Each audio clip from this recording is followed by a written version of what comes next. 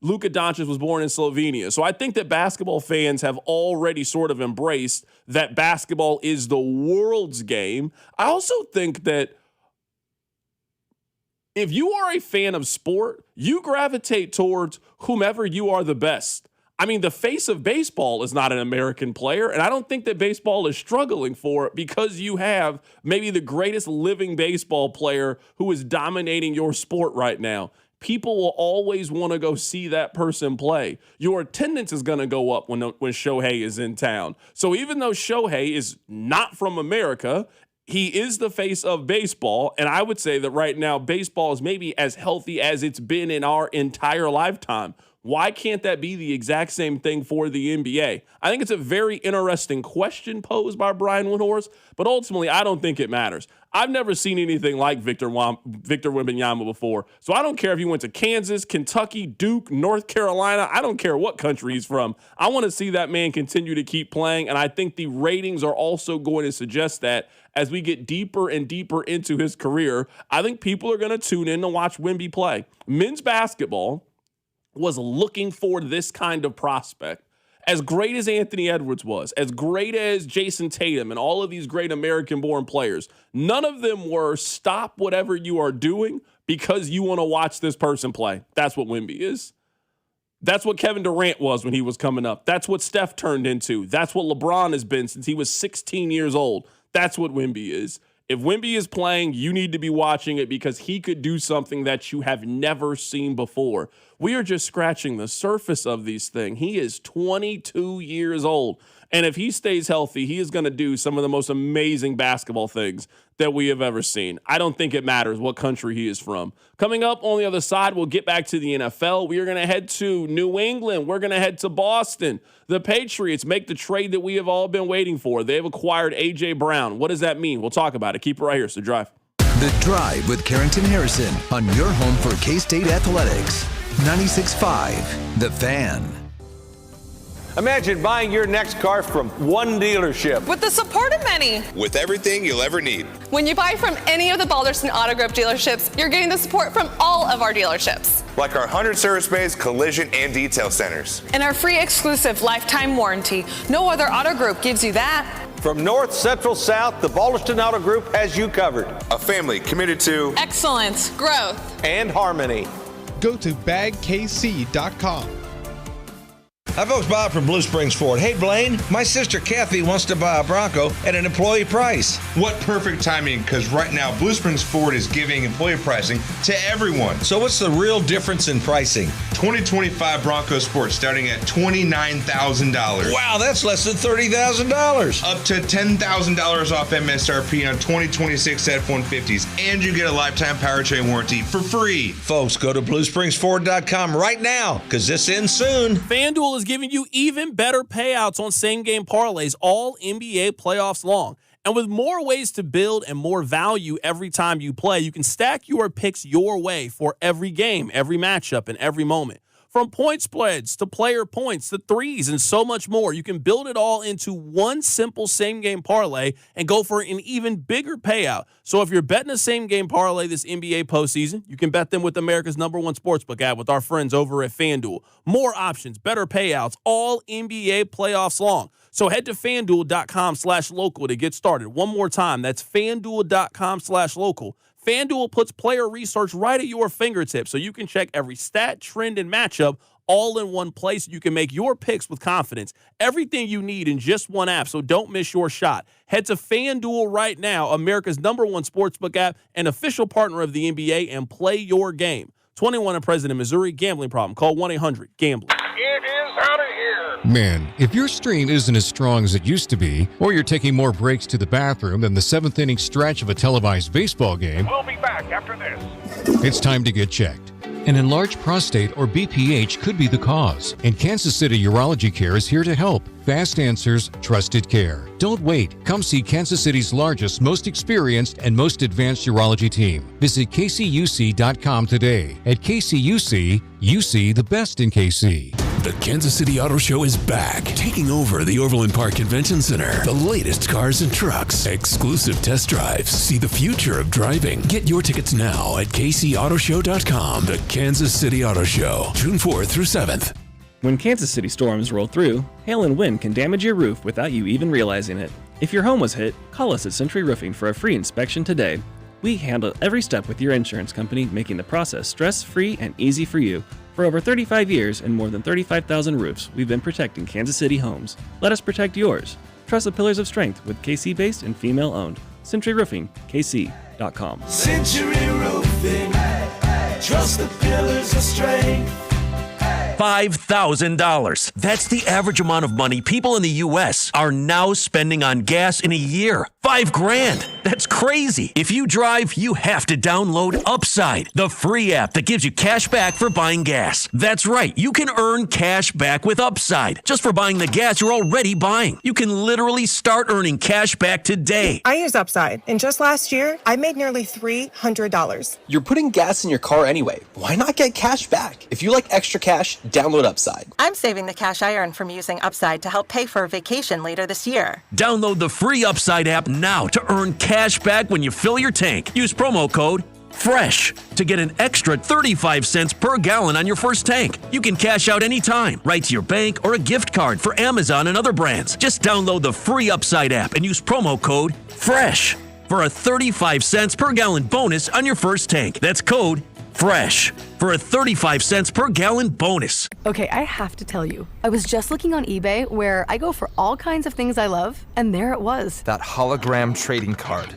One of the rarest, the last one I needed for my set. Shiny like the designer handbag of my dreams. One of a kind. eBay had it, and now everyone's asking, ooh, where'd you get your windshield wipers? eBay has all the parts that fit my car. No more annoying, just beautiful.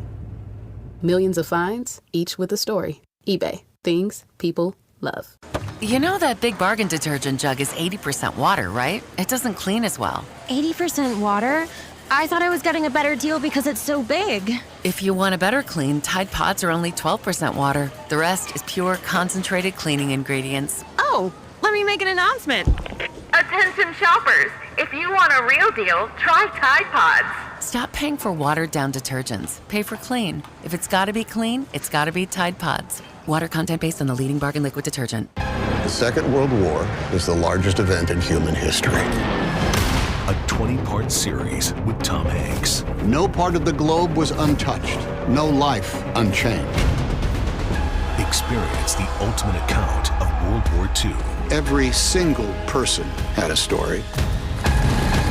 These are the stories that make us who we are. Listen to World War II with Tom Hanks on Apple, Spotify, or wherever you get your podcasts.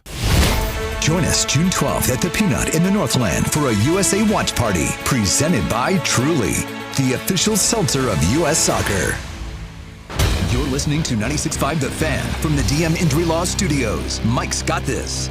Car, truck, or motorcycle wreck? Remember, Mike's got this. 816-888-7500. Mike's got this.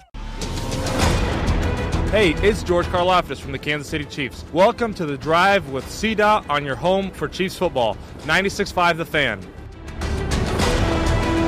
Let's head to the phone lines right now to be joined by Adam Kaufman. He is with NESN, Nesson, out in Boston, Massachusetts. Want to get a little closer look at the Patriots as they make a trade to go acquire A.J. Brown from the Philadelphia Eagles.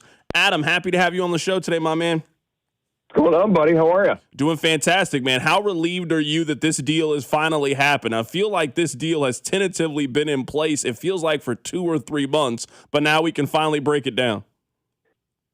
Well, better to break that down than all the things that contributed to the reporting around it, right? So there's that. But, yeah, I don't know that I would use the word relieved so much as I would have been shocked if it didn't happen. And I know there were, some mixed reporting in the hours leading up to the deal surrounding compensation. But honestly, for better or worse, it just kind of felt like the Patriots were largely bidding against themselves. I know there were reports of teams like the Rams potentially being involved, but I personally never really took that seriously. And then the flip side, despite everything out of the mouths of those associated with the Eagles, ownership all the way on down, it was very clear based on offseason movement there that A.J. Brown was not in the plans, that he was not going to be back. So, yeah, I mean, I expected this to happen along with most other people in the world at this point, and I'm glad that it has and that he was in camp today doing his best Field of Dreams impression, basically wondering if Foxborough is Iowa is heaven. I love this deal for New England. I mean, there's going to be 2 full football seasons before they give up their first-round pick. The compensation seems more than fair to me for a guy who I think is one of the 10 best receivers in the National Football League. This is the kind of move that I want my team to make when they've got a talented quarterback on a rookie deal. I don't really see many negatives of this deal for New England. No, I'm with you. I think the compensation, I know a lot of people have wanted to kind of blow it out of proportion, feeling like the Patriots overpaid again.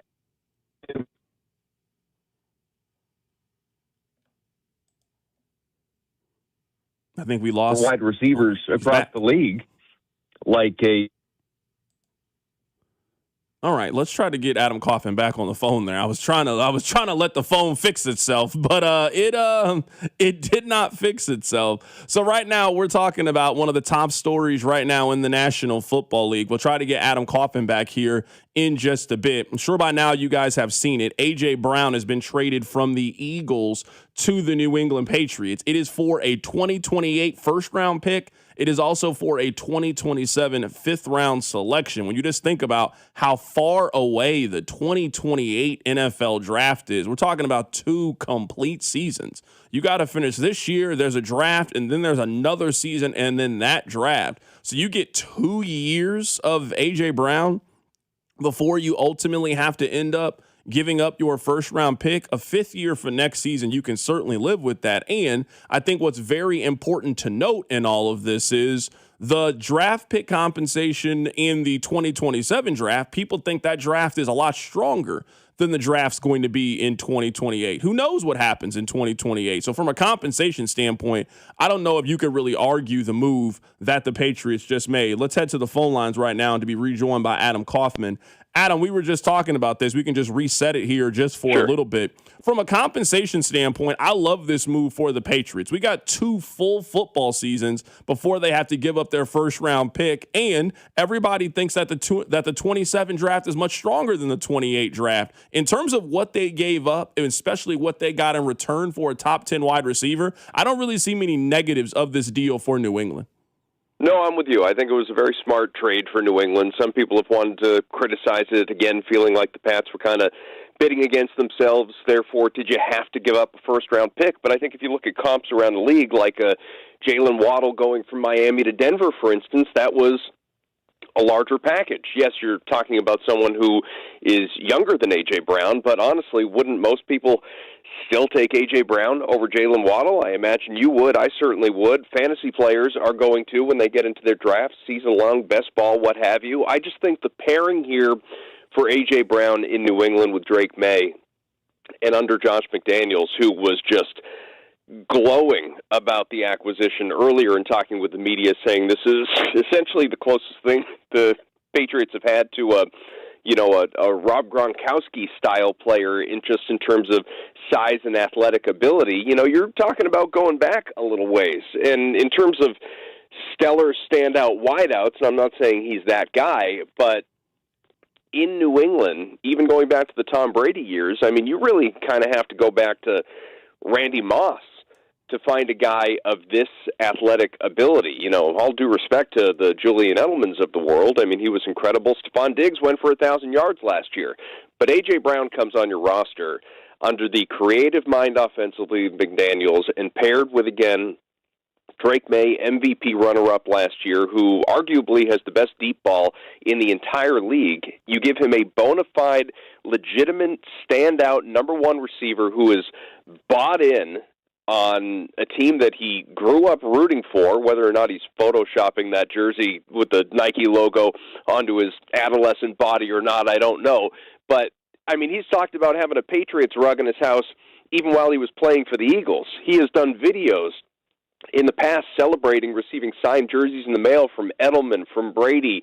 I mean, this is someone who has fantasized about becoming a Patriot. And we're only a couple of years removed from A.J. Brown being a 1,500-yard receiver in an offense in Philadelphia that honestly doesn't even prioritize the pass. I mean, led by Hurts, who's more of a mobile quarterback than obviously a passing quarterback, and we know Saquon Barkley in more recent years. Brown over the last couple, 15 games, 13 games, still cracked 1,000 yards. So if he can stay healthy, and he was asked about the knee, and he said it's no issue, he's good. If he can stay healthy this year and play in 16, 17 games, I absolutely believe we're going to see another 1,400-plus yard receiving season out of A.J. Brown. I think he's going to be an incredible fit. Right now, we're talking to Adam Kaufman for a couple more minutes. He is with Nesson, N-E-S-N, in Boston, talking about the deal that has sent A.J. Brown to the New England Patriots in a deal with the Philadelphia Eagles. The AFC right now seems very, very bunched up. You can make a case for Denver. You can make a case for New England. You can make a case for Buffalo. Kansas City is going to be improved this season. Do you think this trade makes New England the best team in the AFC heading into the season? Well, you didn't mention Baltimore, one of the odds-on favorites to win the Super Bowl, or Los Angeles. I mean, there's a lot of parity, obviously, with those teams that you mentioned. I personally, even with the trade, I was very surprised looking at some of the odds movement and seeing New England as a top 5 Super Bowl team with the schedule that it has to play. It is a gauntlet of a schedule for New England after what was, we talked about it plenty, a very easy, historically easy schedule last year, and they won 14 games, and that's great. I'm not slighting them. They did what they were supposed to do, win the games on your schedule, and, you know, you get to the Super Bowl, and obviously things went sideways with injuries, matchup, all of that against the Seahawks in the big game, but you come back this year, and it is a typical first-place schedule. It is a very, very difficult schedule. So I still see New England as being a double-digit win team. It's hard for me to pick against Buffalo to win the division. I think it's going to be awfully close between those two teams. They're both going to beat the hell out of the Dolphins and the Jets. You know, it's just a function of what do they do against each other and the other teams that they've got. But Buffalo with a slightly easier schedule by virtue of not winning the East last year. New England, again, should be in the mix. It should absolutely be in the mix. This is a desired move that helps solidify an offense that, you know, had added Romeo Doubs, lost Stephon Diggs, had some question marks. Now you've got fewer. You've got a legit number one receiver, which across the NFL, hard to come by. Patriots should be in the conversation, but as you mentioned, there's a lot of parity there. That is our guy, Adam Kaufman, joining us on the show today. The Patriots make a big-time move. They have acquired A.J. Brown from the Philadelphia Eagles. Adam, we'll catch up with you, man, closer to the start of the season, man. Appreciate you coming on today. Looking forward to it. Absolutely. That's Adam Kaufman of NESN joining us on the show today. The Patriots make one of the bigger moves this offseason. They have acquired A.J. Brown to play in their offense. We'll get back to football here coming up in just a bit. At the top of the hour, we are going to head to Norman, Oklahoma. We're going to talk a little Oklahoma baseball. They play Kansas this weekend in the Super Regional. Very, very simple. It is a best 2 out of 3 series. If Kansas wins 2 or Oklahoma wins 2, you are heading to the College World Series in Omaha, Nebraska. Speaking of Kansas baseball, we got a little bit of an emergency People's Court situation. Rob, hit the music. CDOT considers himself a man of the people, and now he's asking for your help. Please help the drive in the latest installment of The People's Court. Now, I don't try to do these kind of segments that are self-serving, but I'm always willing to help Rob when a fellow teammate, when a partner, when a friend is in need. So you guys know Rob is a Kansas alum, Kansas season ticket holder in basketball and in football, and he's trying to go to these Kansas baseball games. He tried a couple of weeks ago, and he was basically told, hey, tickets go on sale at this time, good luck. He got no help from his alma mater. Now, he had an opportunity to get the GA tickets, and Rob thought he was too good for the GA tickets. He had a chance to go and be a backyardigan, but he didn't want to go do that, even though I told him, I said, Rob, just get them. Go out there. You'll be around your brethren. You guys can just bond over Jayhawk unity. It'll be a good time. No, man, I want a seat. Okay, all right. I can't tell you what to do. It's your money. So we had the manager of the team on the show. We've been trying to get him on for a while. We were trying to get him before the Big 12 tournament. We support Kansas baseball on the show. We had the coach on the show last year. Now, maybe I shouldn't have done this, but I just threw in, hey, my guy Rob just needs some help. This is not for me. I'm not going to this baseball game. Sure, I'll have it on the TV, but I'm not trying to look out for myself. I'm not trying to hook myself up here. Here's what Dan Fitzgerald said on yesterday's show. Listen to this. Rob needs to be a baseball season ticket holder then. Let's get it done, Rob. Well, you know what happened, Coach? Let me tell you what happened. Rob tried to call over there and tried to use some radio clout to get some tickets for this weekend, and he was basically told, you got to go through the same process as everybody else. So he's a little salty right now that he had to watch last weekend on TV. Rob's got my cell now, so we'll take care of him. Okay, you heard what he said. Rob has my number. We'll take care of him. So when Oklahoma wins yesterday, I text Rob, hey, congrats. You get to go to the game. Rob was like, yeah, I'm going to reach out. I was like, all right, cool, reach out. Let's see if you can get your tickets. So today, first thing when I see Rob, hey, how's it going? Are they going to hook you up? Rob pulls out his phone and starts to read a text. Rob, read what Kansas Athletics sent you. I reached out to Kansas Athletics basically after Oklahoma's homer cleats. Immediately. You think you texted me quickly. I was already typing this out. Immediately. So I asked Kansas Athletics, hey, now that you guys are in the Super Regional, what's the deal with that ticket offer? To which I was told, I believe Coach was joking. It'll be tough to get tickets this week. Hold on. That's not what he said. Now, Rob, correct me if I'm wrong here, because I don't want to fight for you if I'm fighting from a false premise. You're not asking for the hookup. Well, you're not asking for the free guys. I did try it first for the free guys. I'm now willing to pay. That's your problem. I didn't have this bit of information. Rob, I tried to clout chase a little bit. Pay face value for them. Face value's $30. You're trying to get the hookup. You know these is the hottest thing smoking. This is one of the hardest KU tickets maybe ever to get. The basketball tickets are easy. The football tickets are easy. Sure, you got to pay, but they're available. These tickets aren't even available. You're trying to get the hookup? Who do you think you are, Devin Neal?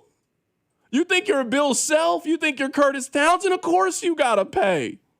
I saw Zeke Mayo at the game without any problems. I was at Kansas longer than Zeke Mayo was. Kansas. Now, I know maybe I'm not the best person to be asking for this kind of stuff. Can somebody from Kansas Athletics call our dear brother Rob Brenton up and just offer him 2 tickets for each of the games in the Super Regionals? I am willing to pay. I will say. They don't have to be in a specific spot. Beggars can't be choosers here. If somebody from KU Athletics gives you a call and tells you that they're going to offer you 2 GAs, I'm sorry, Rob, you got to take the 2 GAs. 100%. You got to do it. I don't want to hear any, I want it. No. Beggars can't be choosers. There's only 4,000 seats here. There's even less than that when you factor in big-time boosters and donors and former players. I mean, there's only about 1,500 seats left. So you probably aren't getting those seats at face. But somebody from Kansas can hook my man Rob up with some face value tickets. This isn't right. This people's court. Everybody should be on the side here. You heard what the man said. Hey, you got my number. We'll take care of you. Rob's not being taken care of right now. I will say, full fault, raise my hand. I tried to get overly taken care of. Oh, my goodness. 100% tried that. But that's your fault. Now, I'm mea culpa. That's my bad. I will pay the face. I'll even send a little backyard section. I need to be there either Saturday or Sunday to watch Kansas baseball against Oklahoma. A Big 8 rivalry. I was there the last time Oklahoma was at Allen. I was there the last time Oklahoma was at the booth. Come on now. I'm willing to pay to be out there at the Hog. Somebody on the text line says, shame on y'all for trying to use radio clout. I'm glad Rob got shut down. Don't say y'all. I don't want to go to the game. I did get shut down. That definitely happened. Oh, 100%. And I definitely tried the radio clout. That was a mistake. Rob, come on now. I forgot who I was. I'm the picture guy. I'm not the guy that's in the picture. Rob, text him back right now. Send him the audio of what he said. Send the audio and just say, hey, could you guys sell me 2 GA tickets for the game? That's it. That's all. That's more than fair. That's more than fair. You aren't getting any free guys for this one. So now I got all the information. I can make my ruling here in People's Court. I'm on Kansas' side if you're asking for the free ones. I'm on KU's side here. Come on now. You know you're pushing it. You got to think about who's getting free tickets to this event. And Rob, you're my guy. You ain't Tyron Stokes. Tyron Stokes isn't paying to go to this event. Bill's not paying to go to this event. But lowest level donor Rob Britton, yeah, you got to pay. I did reach out to both my football and basketball ticket guy, and they said, who is this? We don't even recognize your donation level. Kansas, we'll move on from this. Please take care of my guy. I can tell when Rob really wants to go to something. A couple years ago, Rob really wanted to take his wife to see Mariah Carey. I could hear it in his tone. He really wanted to go. When 1587 opened up, I could hear it in his tone. He really wanted to go. Hey, it's going to be a Christmas. I get it. Can you guys take care of my guy, Rob Britton, please? Please take care of Rob Britton. Was it Friday, Saturday, Sunday, or is it Saturday, Sunday, Monday? Saturday, Sunday, Monday. Monday's going to be tough. Got the 9 to 5. That's perfectly fine. Saturday and Sunday, just offer my guy 2 GAs. That's it. Just offer my guy 2 GAs. And if Rob turns him down, he turns him down. That's on Rob then. You did your part. You were fair, and you gave Rob a fair chance at getting the tickets at a normal, regular price. 2. Because 4's pushing it. You know 4's pushing it. You can't get 4. You can take your wife. You can't take your wife, her friend. No. I've seen how you rolled up to the MUKU football game, had an entourage with you. Definitely rolled up a little. Yeah, it was 8 people deep. There's power in numbers in that game. Yeah. I'm on the text line side. Rob, give it another try. What's the worst they can tell you? It's no. I mean this respectfully. We only need Kansas baseball maybe once a year. So if you ask too many times, hey, it's you got to at least try. I mean, they're getting good at telling me no. I mean, they're practicing. That's what it is. They're getting fantastic at telling you no. They're getting those reps in. They know how to say no to me. Sure. So yeah, I'm. You know what? People court ruling. We can move on. Send them the audio as a joke, and then say, hey, can we work out 2 GA seats? That's it. I'll do what I need to do. Whatever you need me to do. Short of me singing the KU fight song for you, I'll do what I need to do to make sure that you get your tickets. I know you want to go, man. You're a proud Jayhawk. This is a proud moment in Jayhawk history. I want you to be there, man. I want you to be there supporting your team. So we got to come together as a show and as a unit to make sure that this happens. Coming up at the top of the hour, we're going to head to Norman, Oklahoma to take a preview of the Super Regional. Keep it right here. It's The Drive. You're listening to The Drive with Carrington Harrison. I mean, come on, guys. What are we doing here? On your home for Chiefs football, 96.5, The Fan. What if you could have the most reliable fiber-powered Wi-Fi? And get this, what if you could keep it at the same price for 5 years? During the Xfinity Summer Savings Event, now through June 15th, new customers can get our best price on gig Wi-Fi, just $50 a month for 5 years. And get online in minutes with same-day Wi-Fi. It's Wi-Fi that finds and fixes problems before you even notice them, like super intelligent Wi-Fi with a sixth sense. Plus, add one line of Xfinity Mobile Select and you can save an average of $60 a month over Verizon and AT&T. You can even try it free for a year. Lock in your price and unlock the possibilities during the Xfinity Summer Savings Event. Get it now at Xfinity.com. Xfinity. Imagine that. Restrictions apply. Requires paperless billing and auto pay with stored bank account. Taxes and fees extra. Savings based on 1 gig internet and 1 mobile select line compared to similar Verizon and AT&T plans over 5 years. After 12 months, regular rates apply to mobile select. Xfinity internet required. Speeds vary. Use of fiber coaxial cable. Hey, it's Rex here with Rex Buys KC. I get it. Selling your house can sometimes feel overwhelming or scary, right? I've seen it too many times. A homeowner thought they had a deal, only to have the buyer back out at the last minute. That's not how we do business at Rex Buys KC. I'm local, I know Kansas City, and I make sure every deal actually closes like it's supposed to. No hidden fees, no showings, no last-minute surprises, just a fair cash offer and a process you can count on. We buy homes in any condition and judgment-free. So whether your house needs repairs or you just want a fast, hassle-free sale, we can make it happen. If you want certainty, transparency, and someone local who actually delivers, call 816-330-6000 or visit rexbuyskc.com. Rex Buys KC, helping people make smart choices one home at a time. 816-330-6000 or rexbuyskc.com. This is the story of the one who keeps multiple buildings running smoothly day after day. Plumbing that flows, HVAC that hums, cleaning supplies that keep surfaces sparkling. That's why she counts on Grainger. With easy reordering online and 24/7 support, Grainger helps her keep the products she needs on hand. So shelves stay stocked and buildings stay ready. Call 1-800-GRAINGER, click Grainger.com, or just stop by. Grainger, for the ones who get it done. Hi, I'm Katie, your friend and jeweler at Shane Company. Daydreaming about bringing your engagement ring vision to life? As a jewelry consultant, I'm here to help. Compare ring styles side by side. They're in stock and ready to try on. Then customize it with an engraving or decorative crown. At Shane Company, there are so many ways to create your dream ring at your dream price.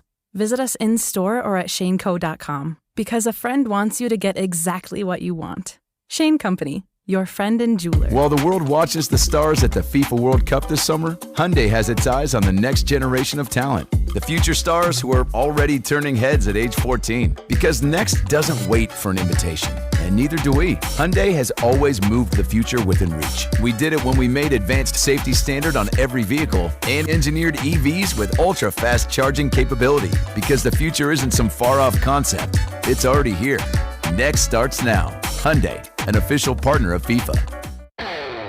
This is the story of the one who keeps multiple buildings running smoothly day after day. Plumbing that flows, HVAC that hums, cleaning supplies that keep surfaces sparkling. That's why she counts on Grainger. With easy reordering online and 24/7 support, Grainger helps her keep the products she needs on hand. So shelves stay stocked and buildings stay ready. Call 1-800-GRAINGER, click Grainger.com, or just stop by. Grainger, for the ones who get it done. Carpal tunnel syndrome, heart failure that doesn't improve with common medicines. These are some signs and symptoms associated with ATTR-CM, or the cardiomyopathy of ATTR amyloidosis, a serious heart condition with symptoms that get worse over time.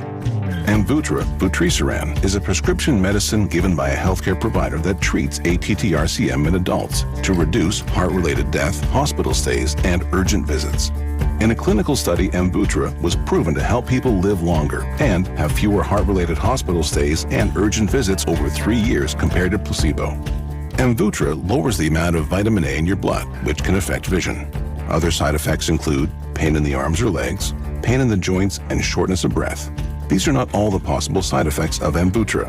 For prescribing information, call 1-833-256-2748 or learn more at amvuttra.com. Ask your doctor about Amvuttra for ATTR-CM. The Kansas City Royals and Community Blood Center are teaming up for their annual Royals Weeks and Summer Blood Drive. Donate at any CBC location between now and June 14th, and you'll receive 2 redeemable ticket vouchers for a 2026 Royals home game while supplies last. This afternoon, expect a partly sunny day with a high of 82. Weather brought to you by Capital One. Capital One offers no fees or minimums on checking accounts. What's in your wallet? Terms apply. See CapitalOne.com/bank guide. Capital One N.A. member FDIC. Subscribe to 96.5 The Fan on YouTube to watch the show from wherever you are. Let me tell you guys that this year we have partnered with KCUC, who is donating $50 to the Prostate Cancer Foundation for every home run the boys in blue hit this season. 1 in 8 men will face prostate cancer. Early detection can save your life. At KCUC, Kansas City's most experienced and advanced urology team, you'll see the best in Kansas City. Go make an appointment today. Go schedule today at kcuc.com. Now, usually the Drive holds ourselves to certain journalistic standards. I know it's a sports talk show, but we don't try to dive too much into speculation. But I do kind of want to dive into speculation for this next topic. Now, Rob, I don't know if this story has crossed over into your America or not, or your timeline. But let me tell you, there's some rumors coming out about the Philadelphia Eagles that maybe explain the breakup between Jalen Hurts and A.J. Brown. Have you heard the rumors? Have you seen the rumors? Now, I don't know. I cannot confirm. But magically, when it got traded, there's starting to be a little bit of buzz. And usually where there's smoke, there's fire. Have you heard this rumor or not? I saw that A.J. Brown tried to stifle rumors, but I don't know what the original rumors were. Okay, well, let me tell you what the original rumor is. Text line 913-586-7965. We ain't got nothing better to talk about. Let me tell you what the rumor is. The rumor is that Hassan Reddick, former teammate, that A.J. Brown had an inappropriate relationship with not Hassan's main girl, but a girl that everybody knew that he was associated with. So this wasn't his wife. This wasn't his girlfriend. This was his mistress. This was his Diana Rossini. You know, he had a girlfriend with a wife on the side. So the rumor is that A.J. Brown had an inappropriate relationship with this woman, their teammate, so some kind of ethics, some kind of code was broken. And it sounds to me like the team went to Jalen Hurts to kind of calm the issue down, that it had kind of boiled over. And what the rumor is that Jalen Hurts basically was, that ain't got nothing to do with me. We're all here to play football. That upset A.J. Brown because of how close they were, and that is what led to the rift between those two. Now, I don't know if this is true or not true, but a majority of us are men here. Shout out to the women that listen to this show. Even they know what I'm about to say is true. Usually, if two men fall out, it's over two issues. They fell out over money. I loaned you money, or you owe me money and you haven't paid me my money, or men fall out with other men because of a woman. We was cool and you knew I liked her, or you knew I used to date her and now you talking to her, or you both knew that we were interested and you beat me talking to her and now I'm mad at you. Those are usually the two reasons why men fall out with each other if they were close. So it is believable to me that a woman broke up the Philadelphia Eagles. That would certainly not be the first time that something like this has happened. I got to tell you, I might be on A.J. Brown's side of this argument. This is why I'm on the side of this argument. I don't know if you can be overly protective about Diana Rossini in this scenario. I don't know if you can be. I don't know if you can be overly protective about your option B. Now, if the rumor was that A.J. Brown was with his wife or his girlfriend, that's a little different. That's off limits. That's part of the code. But if you out here living foul, I don't know how you could be mad at your boy for also simultaneously living foul in the same way. I think Hassan Reddick is a little bit out of bounds. I'm also mad at Jalen Hurts because this is one of the easiest things to try to put a fire on if you're the quarterback and the leader of the team. So him putting his hands up and saying, this has nothing to do with me, that's just not how you're going to solve this if you're the quarterback of the team. So making sure I'm following here. Hassan Reddick started hooking up with A.J. Brown's. No, Hassan Reddick had a A.J. Brown hooked up with her. Had a Diana Rossini type of woman, and that's who A.J. Brown. A.J. Brown slept with the Diana Rossini, yes. Yeah. Listen, you're right. He slept with the Billie Jean. Fights between men usually stem from money and women. That's just kind of how sometimes the things mix together. But I don't know what you want Jalen Hurts to do here. Like, what's Jalen Hurts supposed to say? Have a team meeting where he's like, all right, here's how this is going to go down. Also, I don't know Jalen Hurts. We're not friends. The little bit I know about his personality, he does not seem like the type to get involved in that. So A.J. Brown going to him doesn't feel like a winning strategy. Sometimes, this is just my experience, sometimes men are not thinking logically. They're not thinking logically. You're thinking off emotion. He disrespected me. And sometimes you know what you need? A neutral third party that both people have respect for, that now you can come down and have an air of grievances. Because we all know relationship tears are like tears in anything else. It can start really small, but if you don't deal with it, that tear gets bigger and bigger and bigger. And then ultimately your shirt is unusable at this point because you let it go too far. That's what I'm guessing here. There was a point where this was solvable. There was a point where both sides could have found an amicable way for them to move forward as teammates. But it just kept getting bigger and bigger. Both sides get entrenched. You know, you're talking about pride. You're talking about ego, testosterone, all of the stupid man traits that we all have from time to time.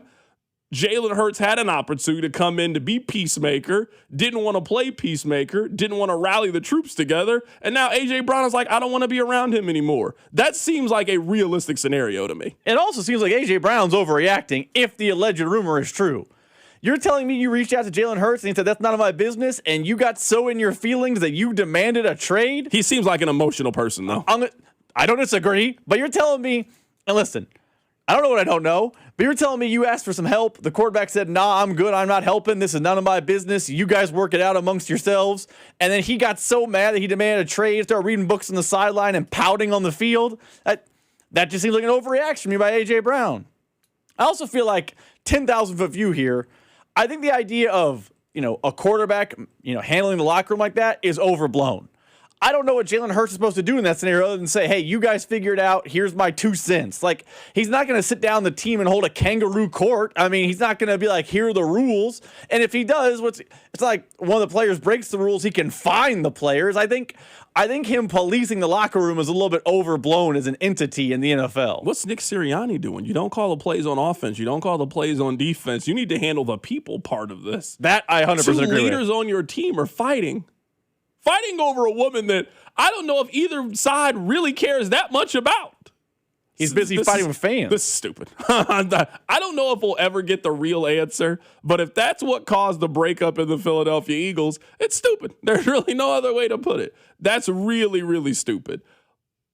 Coming up at the top of the hour, we're going to head to Norman, Oklahoma. We're going to take a closer look at the Super Regional. I want to play this audio for you guys. I like to present evidence to the court. We had a people's court earlier. I want to continue to provide evidence. I don't know why any of you get on roller coasters. Is everybody okay? And then make sure that they are calm with the situation. There she is. They just saw her feet come out of the car. 2 rescuers brought her out and carried her down onto the firefighter basket that's up here on ladder number 1. And as you can see, she is out and explained to them that it's going to be a while before we get you down, but we're going to get you down safely. Just bear with us and follow our instructions. Yo, I'm serious. Why do you guys get on roller coasters? What's the positive and what's the negatives? Because these were some kids. I don't know if it was a skip day. I don't know what it was, but these were kids. It was on a Thursday. These kids went to the amusement park just trying to have worlds of fun, Rob, these people got stranded 100 feet in the air for 4 hours. 4 hours. They had to use the crane to come get them. You know that thing that the firefighters get? They got to get up. I don't know the name of the official name of the thing. You know what I'm talking about.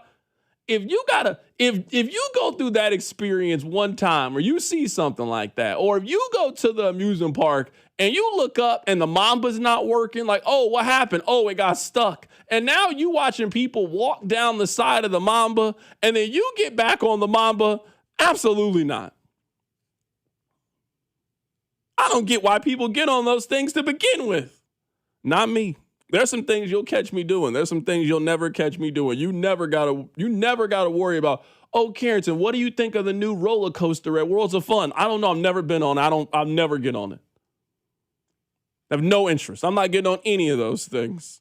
If you invite me to Worlds of Fun, there's like 2 or 3 rides I'll get on. I'll get on Fury of the Nile. I'll get on the Viking Voyager. That might be about it. I don't know if you get me on anything else. I'll get on the Monsoon. That's about it. I'm not getting on nothing else that you got going on. Please keep that away from me. I'm not on the Prowler.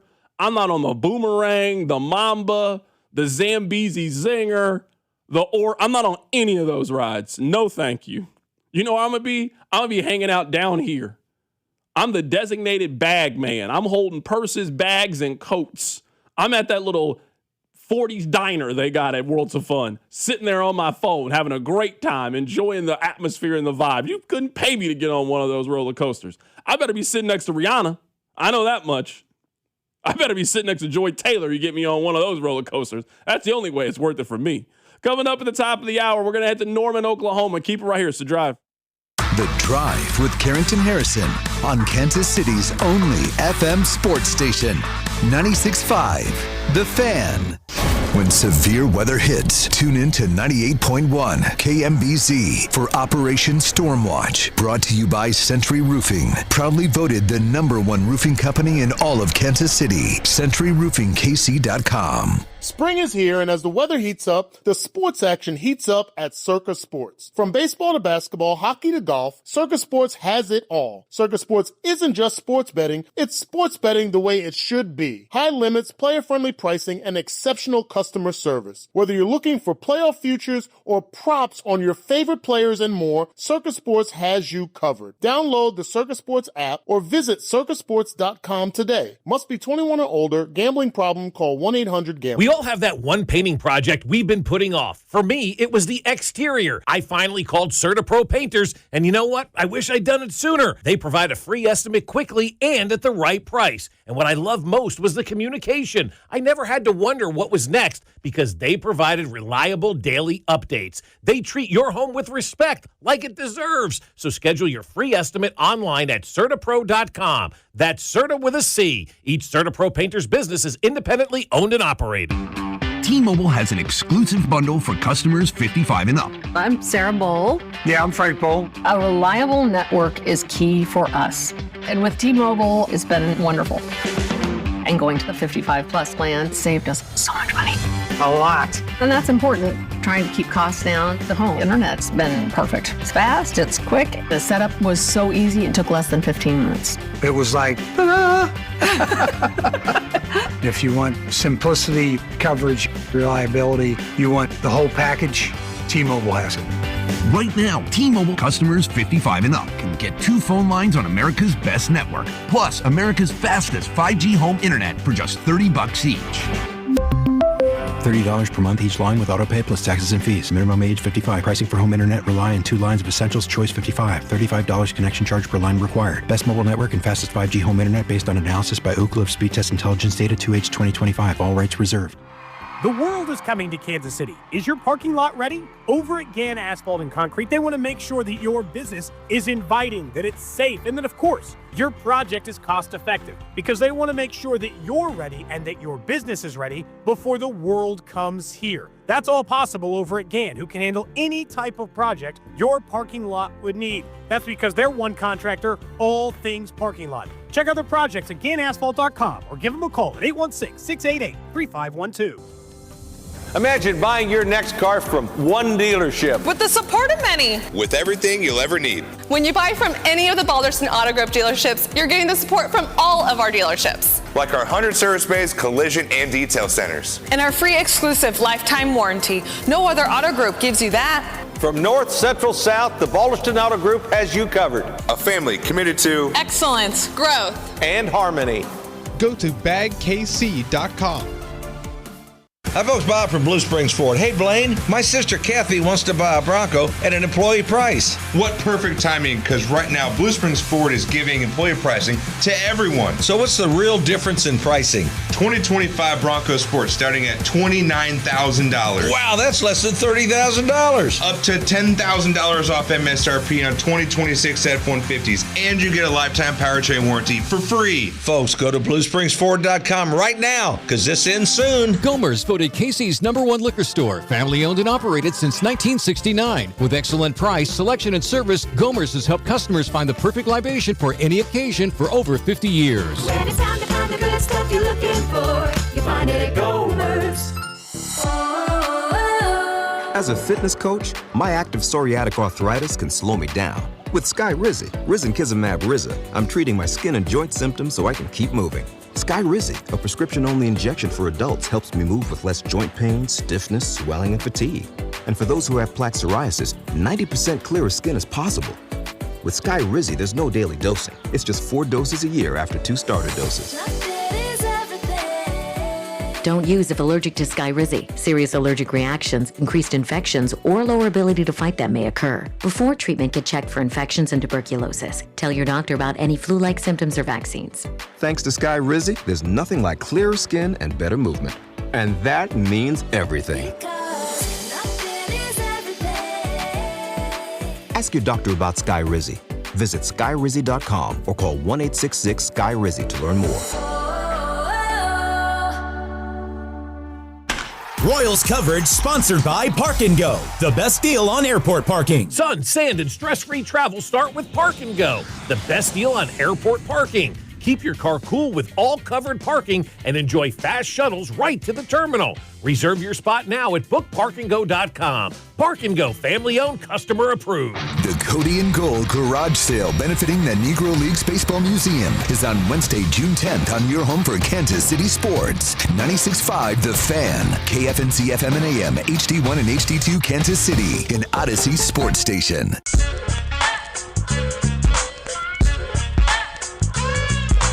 Let's head to the phone lines right now to be joined by Eddie Radazovich. He covers the Oklahoma Sooners. He was with Sooner Scoop now. We have done a lot of amazing things on this show. You know, Patrick Mahomes has been on this show. Pat McAfee has been on the show. We had Stephen A. Smith on the show a couple of weeks ago. I never thought that we'd be interviewing somebody to break down college baseball, but here we are. Eddie, you were on the show because of how terrible the Royals are. If the Royals were good, I don't know if you would be on the show, but they're terrible, so we got to talk about a good story. How are you doing today? I'm doing good. We got to protect my boy Bobby Witt up there. He was once committed to Oklahoma. His family lines back through Norman, but yeah, it's rough go for the Royals, but what a story for the Kansas Jayhawks, and certainly going into this weekend, the super regional action.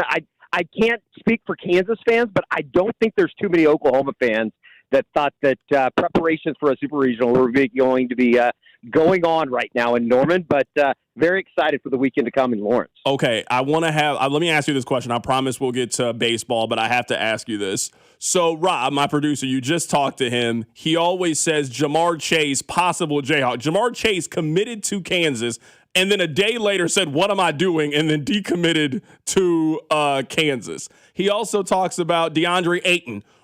Everybody knew he was going to Kansas. He eventually ended up going to Arizona. Who's that player for Oklahoma fans that committed to Oklahoma? They got all excited about him. That guy decommitted, and then he went on to be an amazing player. Who's that guy for Sooners fans? Jeremy Maclin is the first name that would pop into my brain, obviously out of St. Louis. I think that there was a time where I think a lot of people thought that he was going to end up in Norman. I was about the same age as Jeremy, so wasn't necessarily following recruiting to that extent at that point, but that would probably be one that, certainly the Missouri fans would think of, or Oklahoma fans would think of when thinking about Missouri.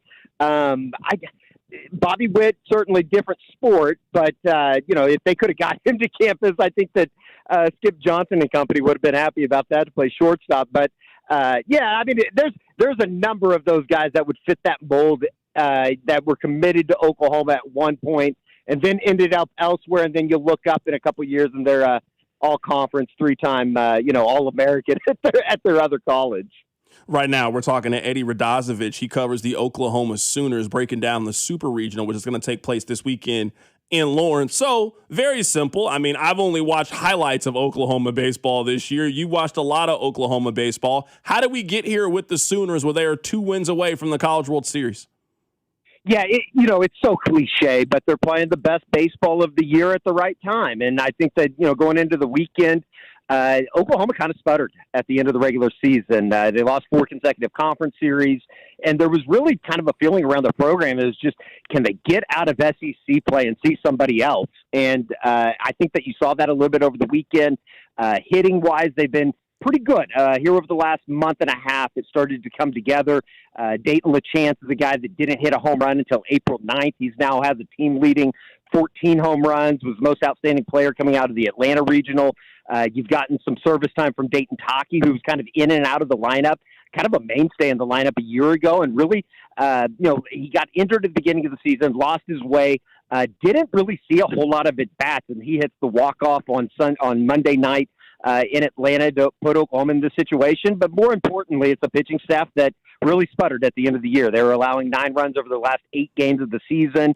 And obviously when you go into Atlanta and you play the offense that Georgia Tech was putting in their lineup, they did a really good job just kind of getting through it, getting ground balls, being able to turn some double plays. Oklahoma led the SEC in double plays turn this season, and really got some better pitching on the back end. There was multiple games, whether it be in Fayetteville, in Norman against Florida, in the final series of the year against Tennessee and Oklahoma City. Oklahoma was in position to win and maybe even win series at the end of ball games, and they couldn't get over the hump. They couldn't get those outs in the 7th, 8th, and 9th inning. So it all kind of came together for Oklahoma.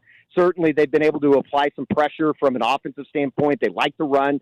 Didn't run a whole lot this past weekend, but I think that's something that you can see maybe pop back up when they head to Lawrence this weekend. So it's kind of funny because they started out the year phenomenal. They were in the top 10 for a majority of the first 2 months of the season, and then hit that that spell in the middle of the season and towards the back end of the season that put them in a spot where they had to go play the number 2 team in the country, or the number 2 seed in the country, and they were able to get out of there alive. So it's a team that's playing some pretty good baseball, and maybe more than anything, an extremely confident group as they head to Hoagland Park this weekend. Who do you think has the pitching advantage in this matchup? At least we say this in professional baseball. Momentum is only as good as the next day's starting pitcher. It certainly would be a major advantage to either team to get that first game one out of the way, and then you just got to win one of these next 2 games.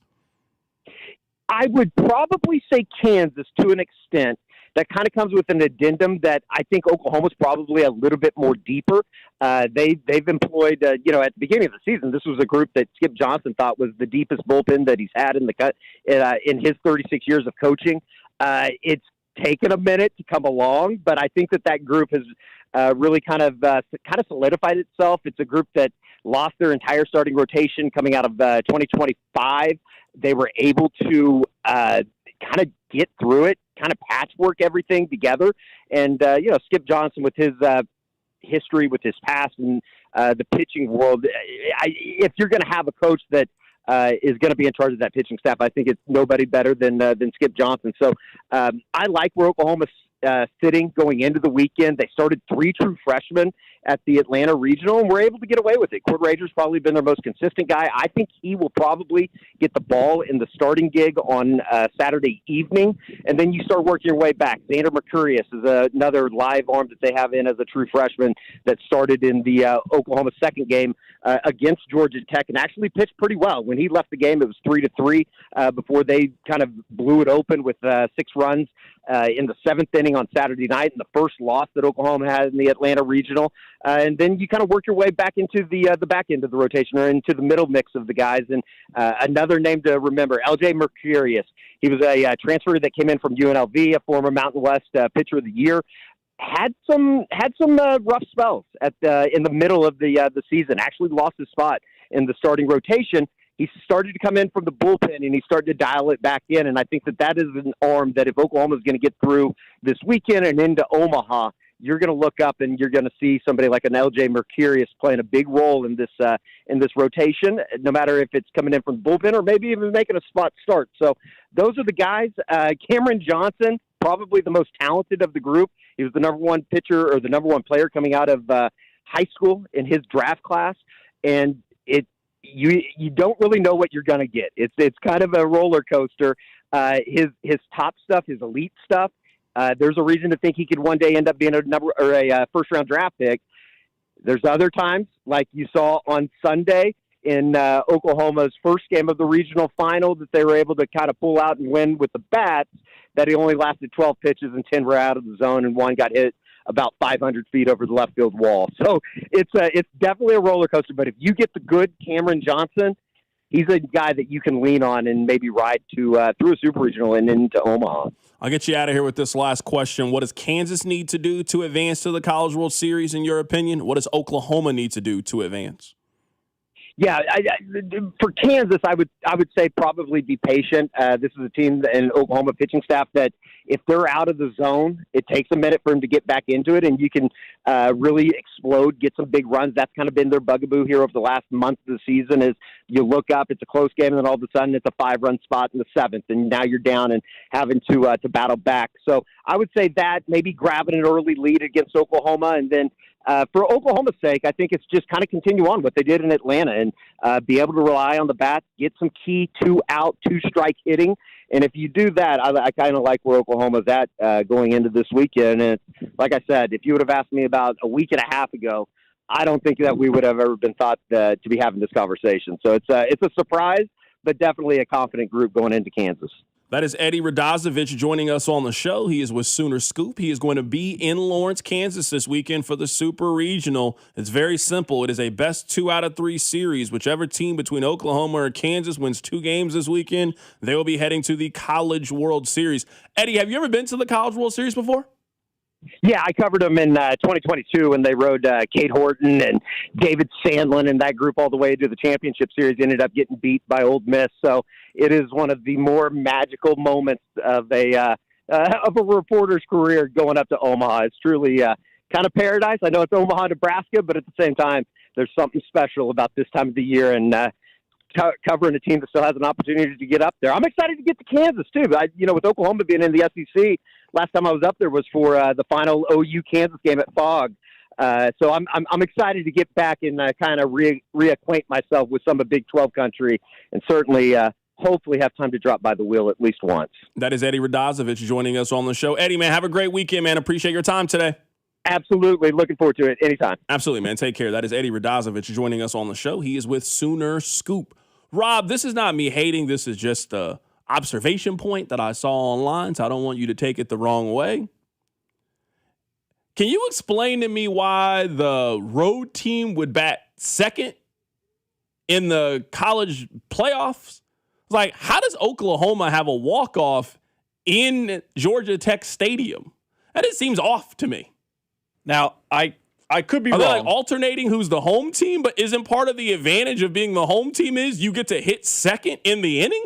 I think it's because Georgia Tech lost a game early in the regional. Yeah, you should just always be the home team. And then it flipped. So like Kansas, when they won on Sunday, when they beat Arkansas, they were the road team. Because they won their first game. Like, part of the advantage, I'm with you, part of the advantage is you don't have to travel. The other advantage is in every game that we play in our stadium, we get to hit second. So we have a chance for the walk-off. We have a chance to end things. Now, maybe this is me being how a soccer fan never watches soccer and then turns on the World Cup. I'm like, oh, this is stupid. We should change all the rules. That just feels like a very simple baseball rule. The home team hits second. Georgia Tech is the home team. How are they at a disadvantage in a game by hitting first in the inning? That just doesn't make a lot of sense to me. I get what you're saying. I think there's got to be a formula to it, though, because, like, let's say both home teams win, but the home team, the bad second team wins, but the host team wins by 1 run and the other team wins by 12. Like, you don't get any advantage for smoking a team. There's got to be some sort of advantage. Like, if you don't lose in your regional, there's got to be some advantage to that. But I do get what you're saying. It was goofy in Lawrence to watch the game Sunday and see Arkansas up in the bottom of the 9th. Like, that's kind of silly. Coming up on the other side, let's get back to the NFL. We'll get back to the major trades that happened this weekend. Also, the football world is having a debate. It looks like Russell Wilson is done playing football. Should Russell Wilson be in the Pro Football Hall of Fame? We'll have that conversation next. Keep it right here. It's The Drive. Tune in to hear the Hall of Fame voice of the Royals, Denny Matthews. There's a high fly ball, deep left center. That goes Ward to the wall. Gone. Bobby Witt Jr. Every Monday at 3, right here on your home for Royals baseball. 96.5, The Fan. FanDuel is giving you even better payouts on same-game parlays all NBA playoffs long. And with more ways to build and more value every time you play, you can stack your picks your way for every game, every matchup, and every moment. From point spreads to player points to threes and so much more, you can build it all into one simple same-game parlay and go for an even bigger payout. So if you're betting a same-game parlay this NBA postseason, you can bet them with America's #1 sportsbook app with our friends over at FanDuel. More options, better payouts, all NBA playoffs long. So head to FanDuel.com/local to get started. One more time, that's FanDuel.com/local. FanDuel puts player research right at your fingertips so you can check every stat, trend, and matchup all in one place. You can make your picks with confidence. Everything you need in just one app, so don't miss your shot. Head to FanDuel right now, America's #1 sportsbook app and official partner of the NBA, and play your game. 21 and present in Missouri. Gambling problem. Call 1-800-GAMBLER. Have you been diagnosed with head or neck cancer? At Kansas City Proton Institute, we're delivering the future of cancer care with state-of-the-art proton therapy right here in KC. Proton therapy means increased precision, reducing side effects like dry mouth, difficulty swallowing, and the loss of taste as compared to conventional radiation. If you've been diagnosed, don't wait. Get your second opinion today and see KC's largest, most experienced proton therapy team. Visit kcpi.com. Kansas City Proton Institute, where you see the best in KC. Since we opened our doors in 1868, Busey has fostered deep customer relationships and vibrant communities, embodying a legacy of partnership and progress. With multiple lines of business, we provide a range of financial solutions tailored to your needs. From digital banking to planning for retirement, Busey is here to help you achieve your financial goals. Busey Bank, building business, growing wealth since 1868.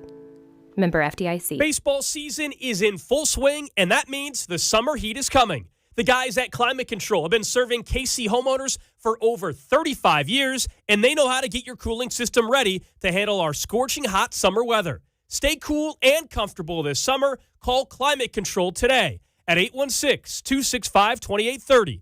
816-265-2830 for all your cooling, heating, and plumbing needs. Don't wait. Visit ClimateControlKC.com today. Climate Control Heating, Cooling, and Plumbing. Hi, folks. Bob, Blue Springs Ford. Hey, Blaine, I know we've got employee pricing going on right now for everyone, but what's the difference in pricing? Great question. 2026 Escape starting at $26,000. That's thousands of dollars off. 2026 Expeditions? Oh, I know this is going to be good. How about up to $10,000 off MSRP? And Lightning up to $18,000 off. Plus, you get a lifetime powertrain warranty for free. Folks, go to BlueSpringsFord.com right now, because this ends soon. Imagine buying your next car from one dealership. With the support of many. With everything you'll ever need. When you buy from any of the Balderson Auto Group dealerships, you're getting the support from all of our dealerships. Like our 100 service bays, collision, and detail centers. And our free exclusive lifetime warranty. No other auto group gives you that. From north, central, south, the Balderson Auto Group has you covered. A family committed to excellence, growth, and harmony. Go to bagkc.com. I need a little range, step to the range.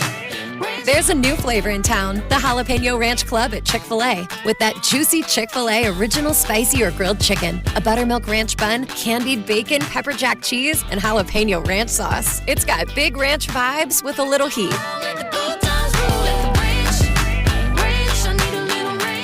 Chick-fil-A's new Jalapeno Ranch Club, available for a limited time only. Order ahead on the Chick-fil-A app. Finding great candidates to hire can be like, well, trying to find a needle in a haystack, but not with ZipRecruiter. Its powerful technology actively finds and invites qualified candidates to apply to your job. So while other companies might deliver a lot of hay, ZipRecruiter finds you the needle in the haystack. See why 4 out of 5 employers who post a job on ZipRecruiter get a quality candidate within the first day.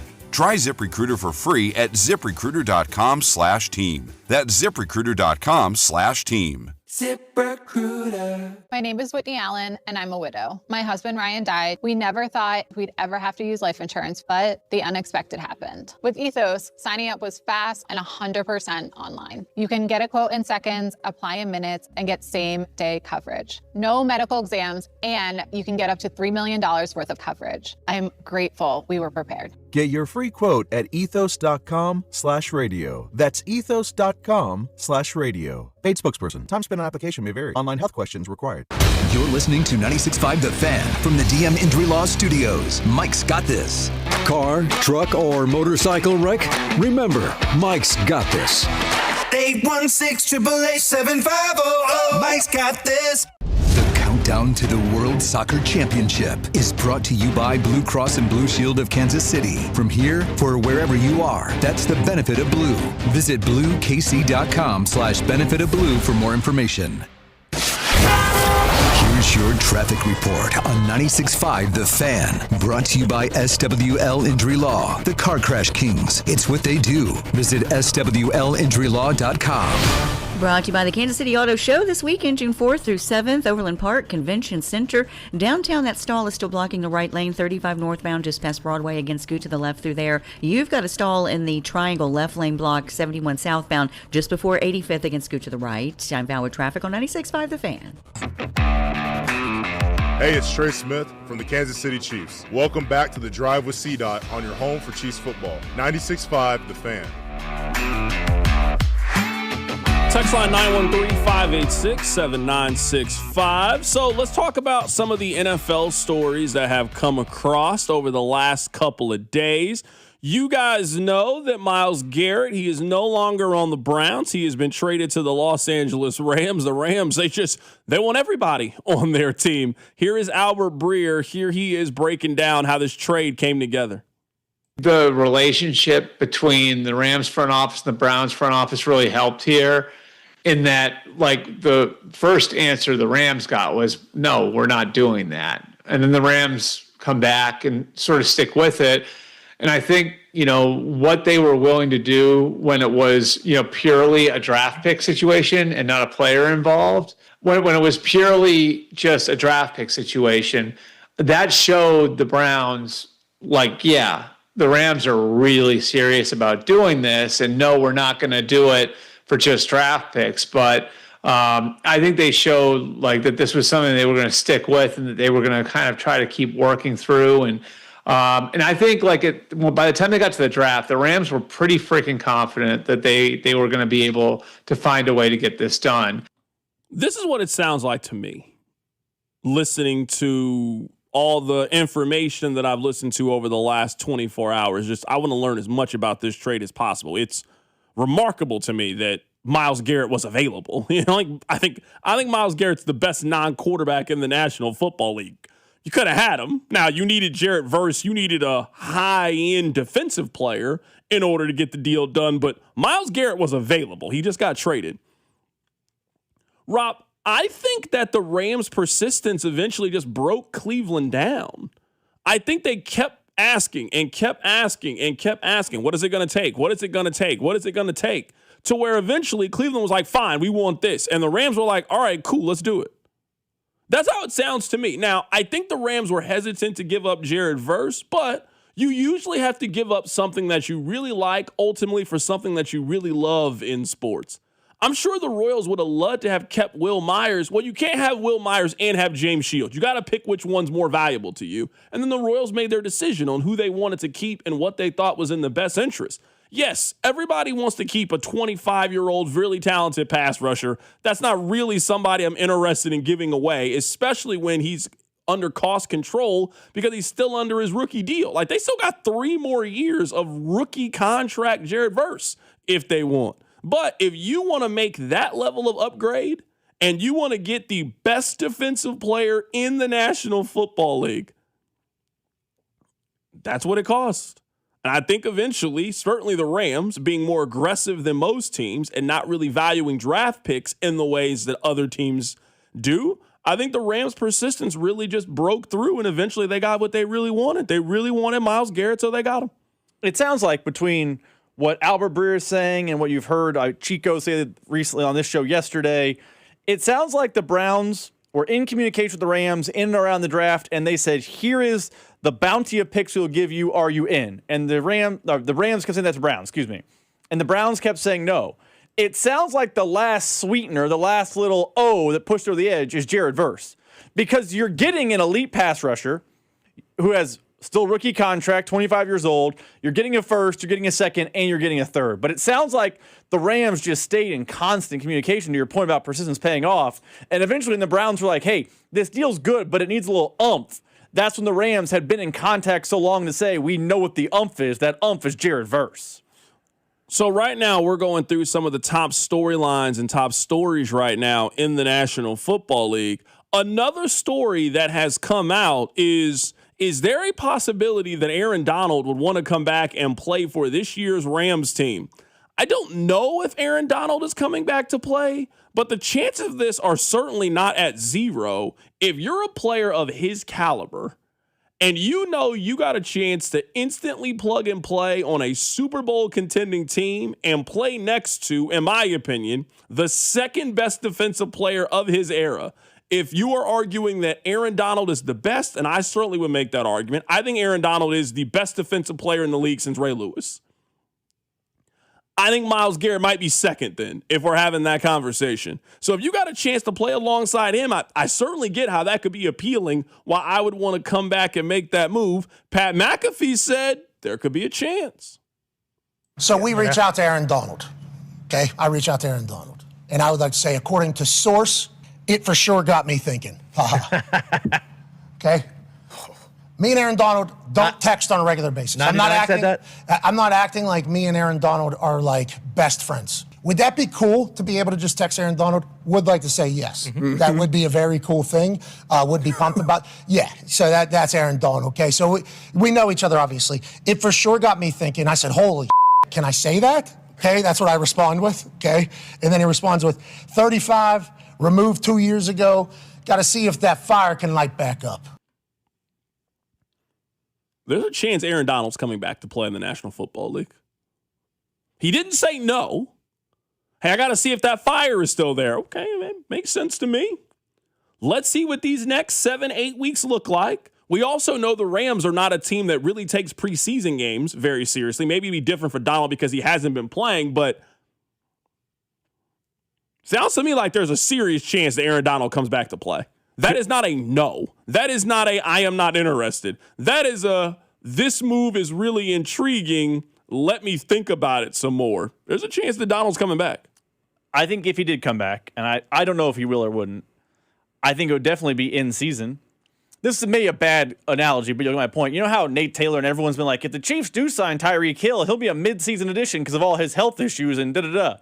I could see it being a situation where it's, October, November, Aaron Donald's keeping an eye on the Rams keeping an eye on Aaron Donald, and he says, okay, it's go time, I'm back after whenever their bye week is. But I have a hard time imagining a 35-year-old Aaron Donald who hasn't played football in a couple of years, posts some workout videos, and is in the mood to go to training camp. And then's in the mood to fly to Australia. I don't see that foresee that happening for Aaron Donald, but I could see a news story, me and you reacting to October 11th, Aaron Donald is back. For sure. That makes a lot of sense to me.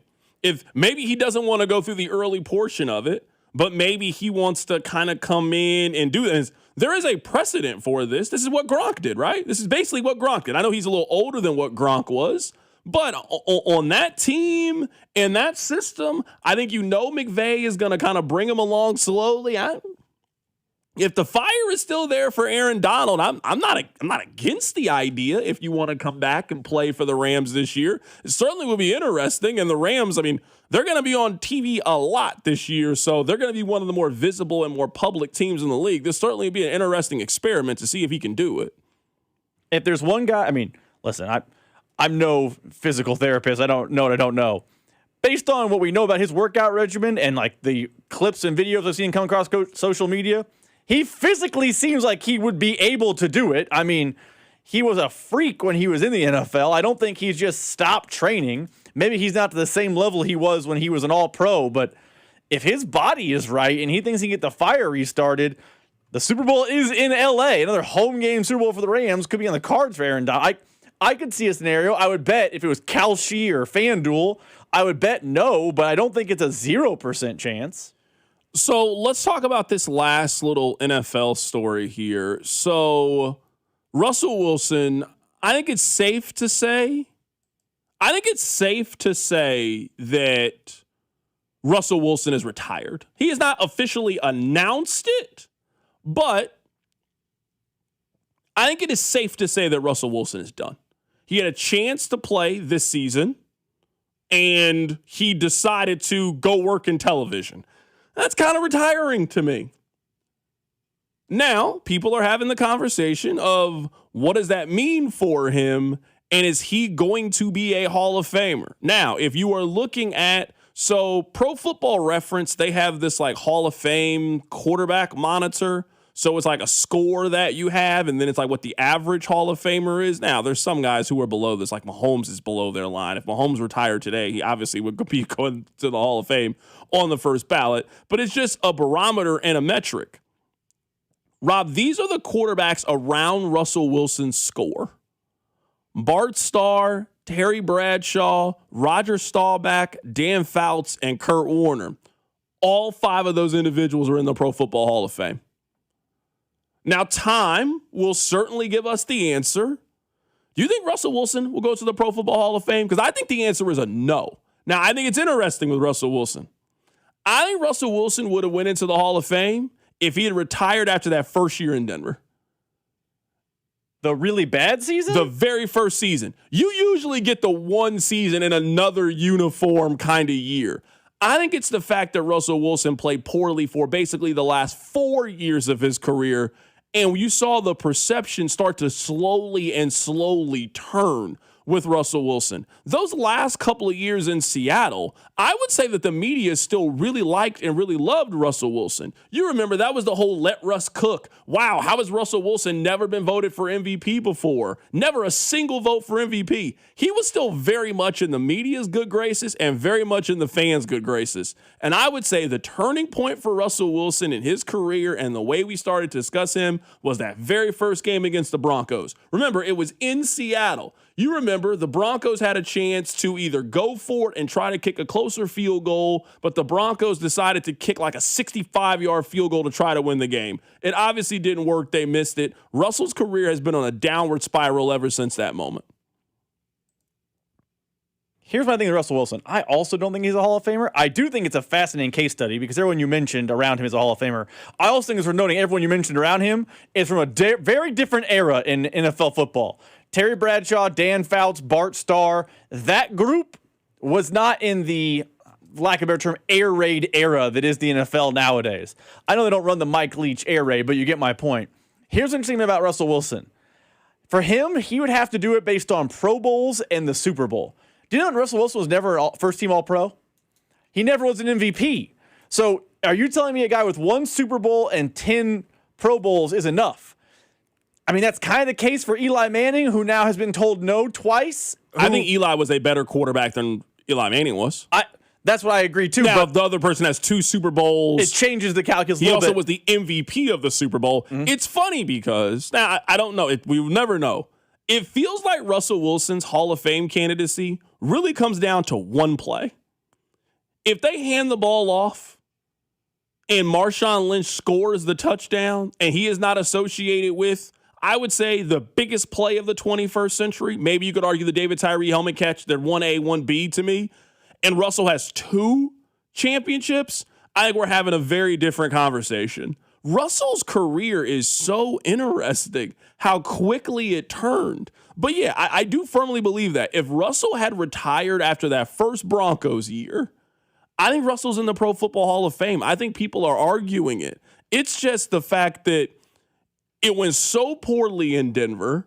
He then just got passed around. The second half of his career, it went so poorly for a lot of people that I think it's going to be really hard to get that taste out of their mouth. I also think, and this is where I kind of hate the Hall of Fame. I like Hall of Fame debates and they're fun. This is where I kind of hate the Hall of Fame. There's an element of how are you with the media? Because David Ortiz, and I know I'm cross-sport comparing here, steroid user. Very popular. Hall of Famer. People like him. You know who's Kurt Schilling? Not likable, not a Hall of Famer. People just get stuck in their feelings. The other thing about Russell Wilson after he left Seattle is a lot of people found out in real time he's kind of corny.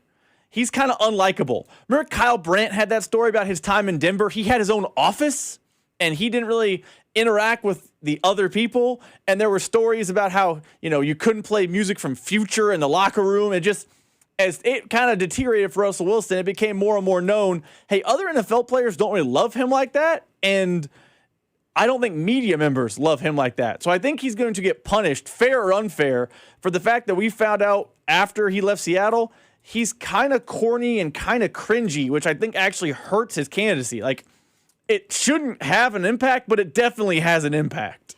Rob, if you can you pull up the Price is Right music really quickly? I want to play a very quick impromptu game, 913-586-7965. We're talking about Russell Wilson, and if you think that Russell Wilson has a chance to go to the Pro Football Hall of Fame, text line 913-586-7965. See now, all of those other quarterbacks except Kurt Warner played in a different era, and if you compare Warner and Russell Wilson, there definitely is a difference in the two. I mean, I don't think Russell's going to the Pro Football Hall of Fame. I would not vote for Russell Wilson to go to the Hall of Fame. But it is interesting. Russell Wilson's accomplishments almost literally in any other era of the National Football League would have got him into the Pro Football Hall of Fame, except the one that he ultimately played in. I just think Russell just kept playing too long, and I think the perception is just kind of turned into the other way. And ultimately, I think that's going to be the reason why he's out of the Pro Football Hall of Fame. Let me ask you this. At their peak, who do you think was better, Donovan McNabb or Russell Wilson? Ooh. Because Donovan has no chance of getting none. I actually think Donovan was better at his peak. Yeah, well, if you're not voting Donovan, I don't know how you can vote Russell Wilson. Because Russell Wilson has the Super Bowl, but the Super Bowl he won was not because of Russell Wilson. Russell was as good as the best version of Steve McNair. Now, I know the Steve McNair run was just a lot shorter than Russell Wilson's run, but like the best version of Steve McNair was better than the best version of Russell Wilson. I think I would take Russell or McNair. I think you're underselling Russell a little bit there. I mean, he does have, I know we don't care about Pro Bowls, but he does have 10 Pro Bowls. Oh, for sure. There's value in that. I was a Russell Wilson guy. I also, the thing I think is going to be interesting before we play this game is, I think people now are going to misremember how good Russell Wilson was even after the Legion of Boom. Russell had some amazing seasons there for a while. I mean, I'm sitting here looking at it right now. From 2018, let me pull it up here really quickly. From 2017 all the way until 2020. So this is a 4-year stretch.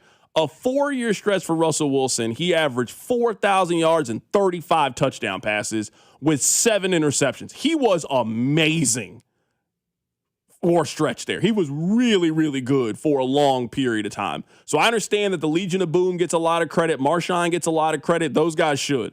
I'm not. Prime Russell Wilson was a phenomenal quarterback in the National Football League. Rob, really quickly, let's play a game. Hit the music. It looks like Russell Wilson is done. Russell Wilson played 14 seasons in the NFL. Rob, and he played for 4 different teams. The Seahawks, the Broncos, the Steelers, and the Giants. You know what? We're going to play a very simple game. In those 14 years, how much money do you think Russell Wilson playing in the National Football League? 14 years. How much money do you think Russ made? Okay, so there's one mega contract in there, and that's the Broncos Albatross that had so much guaranteed money. I'm going to say $325. So I think he made 250 plus. I think he probably got one other big contract because he played longer in a rookie deal in Seattle. I'm going to say $325 for Russ. $315 million. Ooh, I went over. $315 million. I'm surprised on the text line to kind of go back to a conversation we had earlier. We were talking about the Jalen Hurts. I'm actually really surprised how many people on the text line are on the side of Jalen doesn't have a responsibility if that ends up being true. So for those of you that might have missed it, I do not know if this is the case. This is just the internet rumor. Hassan Reddick, who plays on the defense, his side piece, girlfriend, whatever, the rumors is that she was sleeping with A.J. Brown, and that's what caused a rift in the locker room. The team went to Jalen Hurts to kind of diffuse the situation, and Jalen basically said, that ain't got nothing to do with me, and that's what's caused the rift between the two. I am a little bit surprised how many people on the text line are just, I guess, on the side of the quarterback here. So on the text line, no, that has nothing to do with Hurts. I do the same thing if I'm Jalen. Literally not his issue at all. When we talk about leadership as a quarterback, Rob, what do we mean the leadership to be? Because how I deem the leadership to be is not just on the field, it also has to be in the locker room. And if there is an issue that we feel damages the fabric of the team and makes it more difficult for us to win, if that's not the quarterback's responsibility to deal with it, whose responsibility is it to deal with the situation? So if Travis Kelce and Trent McDuffie had an issue and they go to Patrick to say, hey, Patrick, can you help us get through this? And Patrick's like, nah, I got my own stuff going on. That's a Patrick problem now. All of the problems on the team now become the quarterback's problem. That's what you signed up for when you decided to be the quarterback of the team. Yeah, I don't see that way at all. I think we way overvalue the quarterback having to police the locker room. I think that's the coach's job, especially in Philadelphia, who's not calling plays. He's the people person. You have to be aware of that beef. Now, maybe the quarterback has to make the coach aware because he doesn't know, because sometimes management doesn't know what's happening with his employees.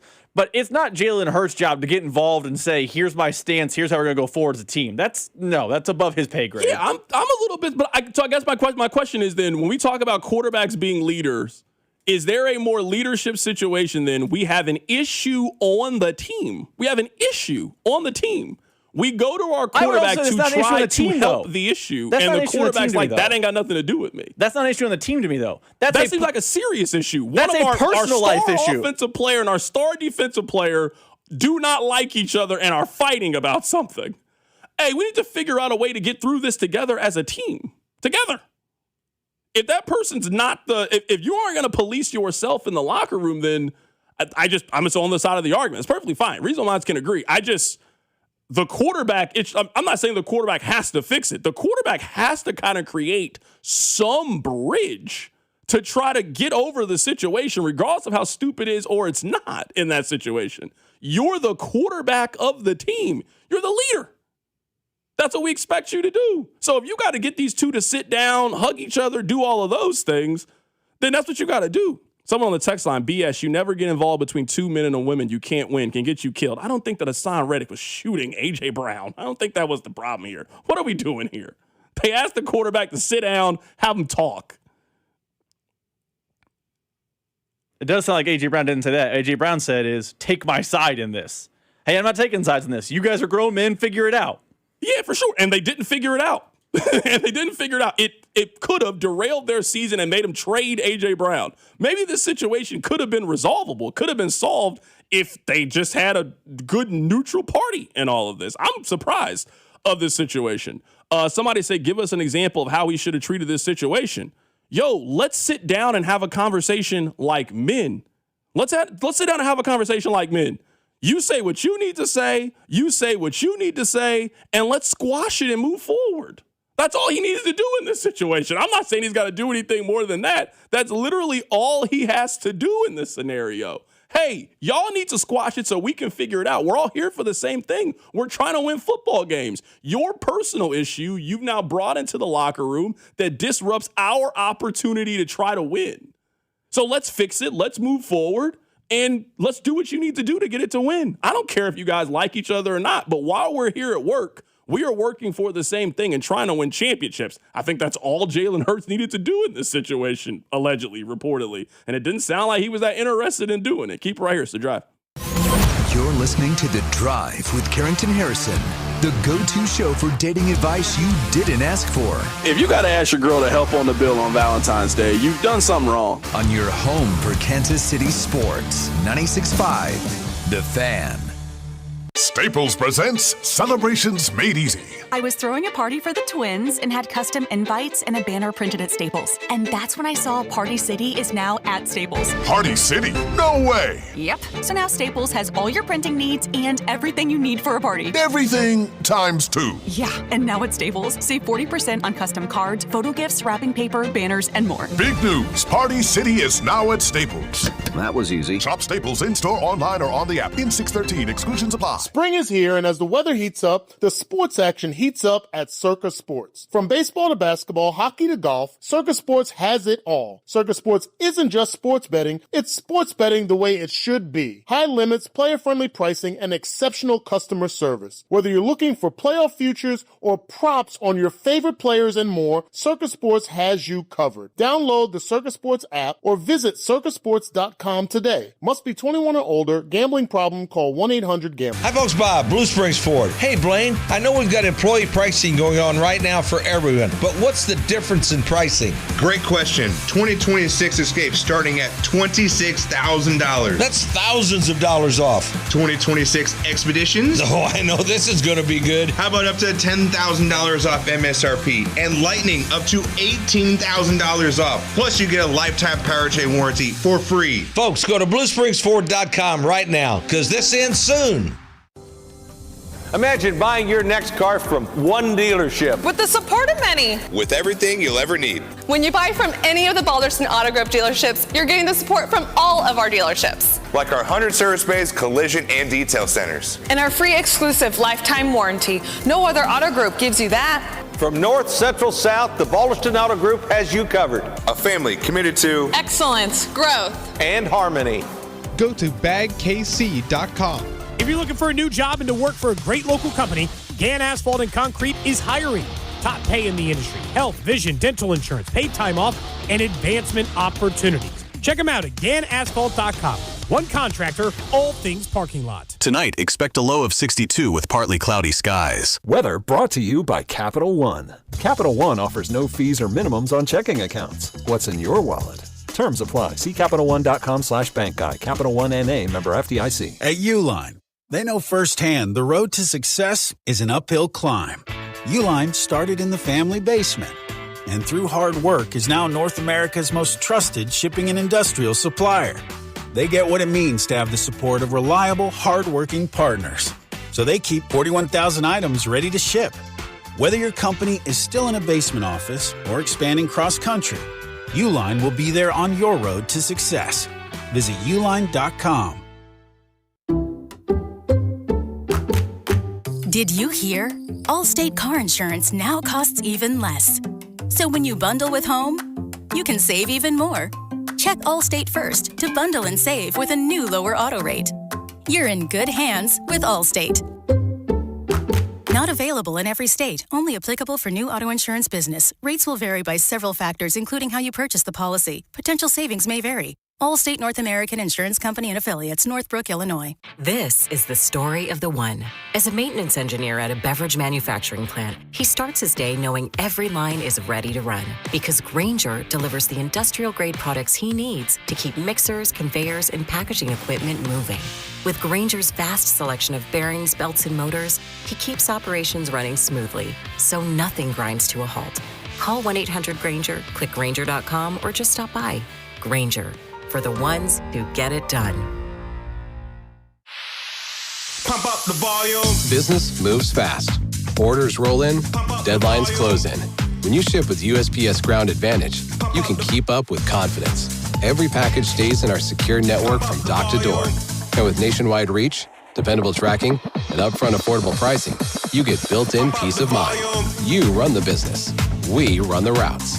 Visit USPS.com/Ground Advantage to learn more. USPS, official shipping sponsor of the NHL. The Kansas City Auto Show is back, taking over the Overland Park Convention Center with more brands, more test drives, free parking, and all new family-friendly features. Get your tickets now at kcautoshow.com. The Kansas City Auto Show, June 4th through 7th. This report is brought to you by CM Mose & Son, HVAC, plumbing, and electrical services. CMMoseandSon.com. Dispatch, this is Mindy at CM Mose & Son's Electrical, HVAC, and Plumbing. You know, you don't have to put off fixing plumbing problems in your home anymore. I mean, you could just ignore that clogged drain or visit CMMoseandSon.com to take care of your plumbing problems. CM Mose & Son, license 205366. Here's your traffic report on 96.5 The Fan. Brought to you by SWL Injury Law, the Car Crash Kings. It's what they do. Visit SWLinjurylaw.com. Brought to you by DM Injury Law, 816-888-7500. Mike's got this. And we've got the problem that is still in the triangle, 71 southbound just before 85th. Left lane still blocked there, and the red is starting to build back up, starting to build downtown. That's a stall right lane block, 35 northbound just past Broadway. I'm Val with traffic on 96.5 The Fan. Welcome to your home for Royals baseball. 96.5 The Fan. This is really interesting. I'm surprised how many people on the text line are on this side, Rob. Let's just put a bow on this conversation. So if you just tuned in, if you missed it, let me just give you the quick backstory of the rumor that is circulating. The rumor is that a major reason why A.J. Brown got traded is Hassan Reddick, who plays on the defensive side of the ball, his side piece, extra girlfriend, whatever term you want to use, that she was sleeping with A.J. Brown. The team, somebody, asked Jalen Hurts to step in, diffuse the situation. Jalen basically said, that ain't got nothing to do with me, and that caused a rift within the rest of the team.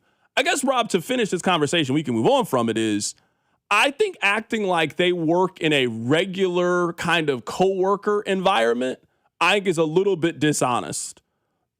They are obviously closer than regular coworkers. Like I would say, for example, Rob, me and Dana are coworkers, right? We don't travel together.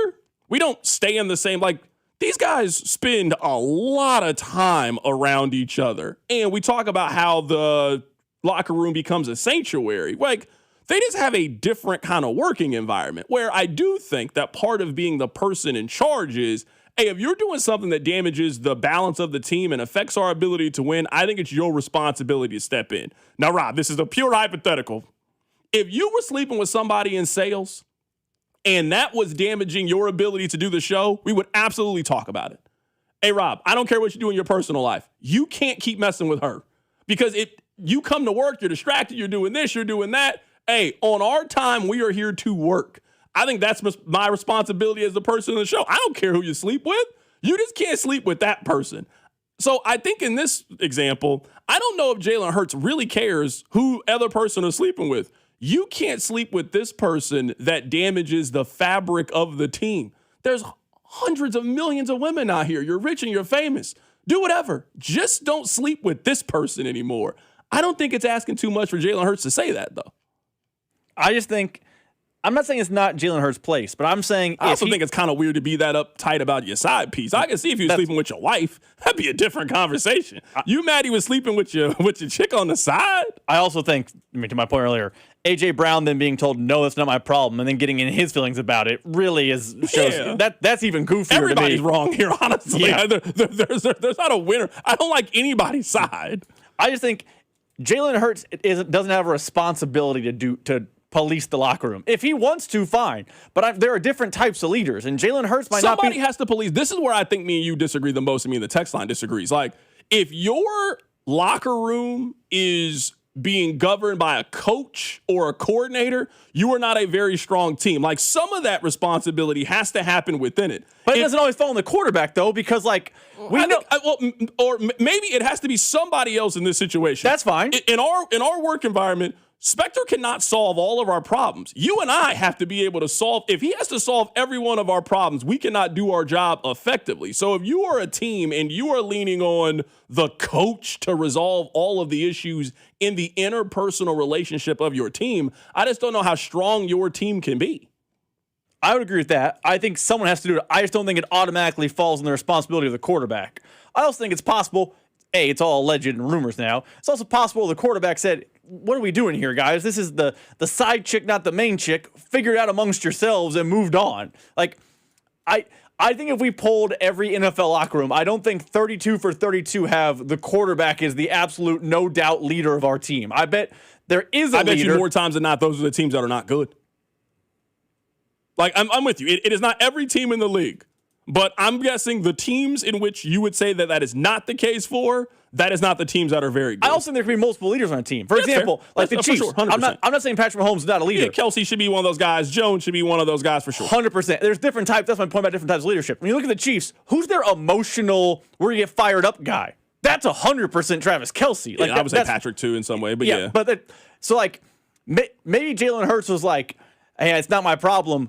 Where's the rest of your leadership group? Where's Brandon Graham? Where's, Zach Bond? Where's those guys who are supposed to join in and help? Where's, Quintavion Mitchell to be part of the solution. It shouldn't just be like, you're the one leader. That's why I think he's kind of fine to abstain from the problem. It's also hard to answer that because, like, I don't know how close Jalen Hurts and A.J. Brown were. Like, that also, like, hey, you're more than just teammates. Like, this is your boy. You guys have gone on vacation together. You've done all this kind of stuff together. So then him wanting to stay out of it, I think, could cause just a different riff in it. Let me ask you this toss-up question. It has nothing to do with what we were talking about. That's the Eagles' problems. It ain't got nothing to do with me anyway. Sleep with your own girl. That would be my advice to these NFL players. Rob, this is my toss-up scenario. Kansas will win the College World Series. I know you want that. That'd be fun. But in exchange for it, the coach after Bill Self will never beat Missouri. You take that trade? Never, ever. No. He was 0 for life. As long as the next coach, it will expire when that coach leaves, but whomever takes over for Bill Self, whether it's Dusty May, whether it's Jock Vaughn, whoever that is, the next basketball coach at Kansas will never beat Missouri in a basketball game. But you get the College World Series this year. But Self can still beat Missouri. Self, you get maybe 1, 2, 3 more wins against Missouri. But, I mean, who knows? Maybe you don't beat Missouri for 20 years. I don't know who the next coach is going to be. Maybe it's a prolonged period of time. I mean, the coach after Roy Williams, he's still coaching at Kansas. That's the trade. Kansas will win the College World Series, but the coach after Bill will never beat Missouri. I think I would take that one because I get the Bill Self. I would take that one too. I don't care if you win the College World Series. You know what it would be like every year? You know what it would be like? You know how miserable it would be for 12, 11 years if you just kept losing to Missouri every single year. But Missouri then eventually would beat you in Allen Fieldhouse. Oh, it'd be so good. But it also doesn't preclude you from winning trophies. No, for sure. But part of college athletics is the bragging rights. You would not have a lot of bragging rights over me if that's the case. Every year you just kept losing to Missouri? You would take that? I think I would take that. Because I think Self's got like 2-3 years left, so I have a couple in hand, and then I'll figure out what Tommy Lloyd does on the back end. Okay. I just wanted to know. Text line 913-586-7965. Would you take that deal as a KU fan? Would you take the deal right now? KU wins this College World Series, but the next basketball coach after Self, they never beat Missouri in a game. That sounds like a great deal to me. I would take that deal. If it was offered to me, I'm very happy to take it. All right, coming up at the top of the hour, I want to play something for you guys that made me think of George Karlaftis. I'll explain. Keep it right here, Sir Drive. The Drive with Carrington Harrison on your home for Kansas City sports. 96.5, The Fan. Here's your traffic report on 96.5 The Fan. Brought to you by SWL Injury Law, the Car Crash Kings. It's what they do. Visit SWLinjurylaw.com. Brought to you by DM Injury Law, 816-888-7500. Mike's got this. And we've got the problem that is still in the triangle, 71 southbound just before 85th. Left lane still blocked there, and the red is starting to build back up, starting to build downtown. That's a stall. Right lane blocked, 35 northbound just past Broadway. I'm Val with traffic on 96.5 The Fan. At Liberty Mutual, we love helping people with things like customizing car insurance, just like how we customize a song for you. Catered country tune. Liberty Mutual, saving you bucks by protecting your truck. 'Cause Birdie told me to only pay for what I need. Thank you, Limu. I'll always trust in Limu with Liberty, Liberty, Liberty, Liberty. Royals coverage is brought to you by Blue Cross and Blue Shield of Kansas City. Brought to you by Blue KC is the Coaches with Character program. Do you know a rock star high school coach in your district? Nominate them for the Blue KC Coaches with Character program at bluekc.com/nominate coaches with character. Let's make our coaches feel special and make our community a better place to live, work, and play. Getting a little older doesn't have to mean, well, getting older. This is Jeff for Heartland Men's Health, and if you're feeling low energy, can't sleep, can't lose weight, or struggling with brain fog, or your sex drive is off, it's time to change it up. At Heartland Men's Health, our advanced medical strategies featuring TRT, GH peptides, NAD+, GLP-1s, PDA, and more treat low T and other hormonal issues to help you shed pounds, have more energy, enhance your body composition, improve sleep, increase your sex drive, and so much more. Getting you back in the game again. So don't be older. Be stronger in the gym. Be sharper at work. Be better in the bedroom, and be more confident in every part of your life. So call us today and find out how our advanced treatment strategies could change the game for you.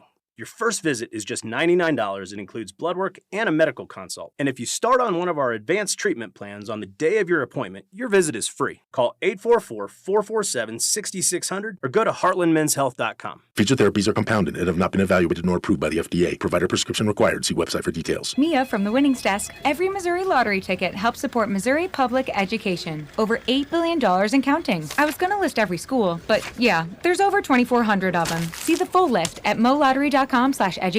Play it forward and play responsibly. My home's my happy place, but I started to notice those fading colors and peeling paint. I needed a team that cared about the details as much as I do. The CertaPro painters exceeded my expectations. Their free estimate was incredibly detailed and easy to understand. They brought fresh color and quality craftsmanship to our home. Whether it's interior or exterior, protect your home with the best. Schedule your free estimate at CertaPro.com. That's Certa with a C. Each CertaPro painter's business is independently owned and operated. Having unexpected car trouble or just in a car accident? Call Jay Southland Tow Service, 816-779-4869 or southlandtow.com. Use the tow service trusted by most local police departments. They can do it all. Be in the know and call Jay's Southland Tow.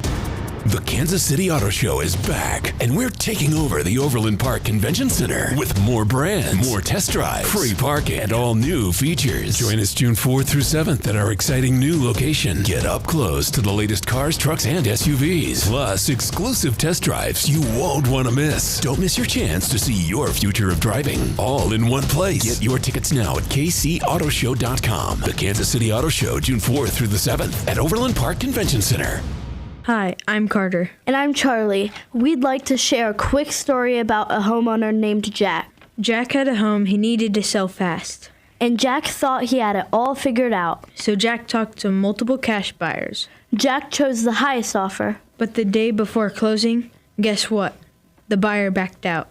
Leaving Jack with the moving truck all packed in the driveway and not sure what to do. Jack learned the hard way that the highest offer isn't always the right offer. Jack got suckered. Make sure you aren't hung out to dry. Call our dad at Rex Buys KC. Our dad is local, he knows Kansas City, and he actually closes deals. No repairs, no fees, no showings, no surprises. Just a fair cash offer and a smooth process. Now, don't be like Jack. Call 816-330-6000 or visit rexbuyskc.com. Rex Buys KC, helping people make smart choices one home at a time. At Liberty Mutual, we love helping people with things like customizing car insurance, just like how we customize a song for you. Catered country tune. Liberty Mutual, saving you bucks by protecting your truck. Cause 30 told me to only pay for what I need. Thank you, Limu. I'll always trust in Limu with Liberty, Liberty, Liberty, Liberty. This report is brought to you by Bet365. Winning is everything. With Bet365 early payout, you win even if they lose. Get paid out instantly when your team goes up big, even if they blow the lead later. Bet365. Winning is everything. Gambling problem? Call 1-800-GAMBLER. 21 plus only. Must be physically located in Missouri. Join 96.5 The Fan for a USA watch party at the Peanut in the Northland on Friday, June 12th as CDOT and Rob broadcast live starting at 2 with kickoff at 8 o'clock. 96.5 The Fan, KFNC FM and AM, HD1 and HD2 Kansas City, an Odyssey sports station. All right. Two things I would like to start with. Start number one is this isn't an update about my fitness. I don't have an update for you guys, but I do have a quick thought.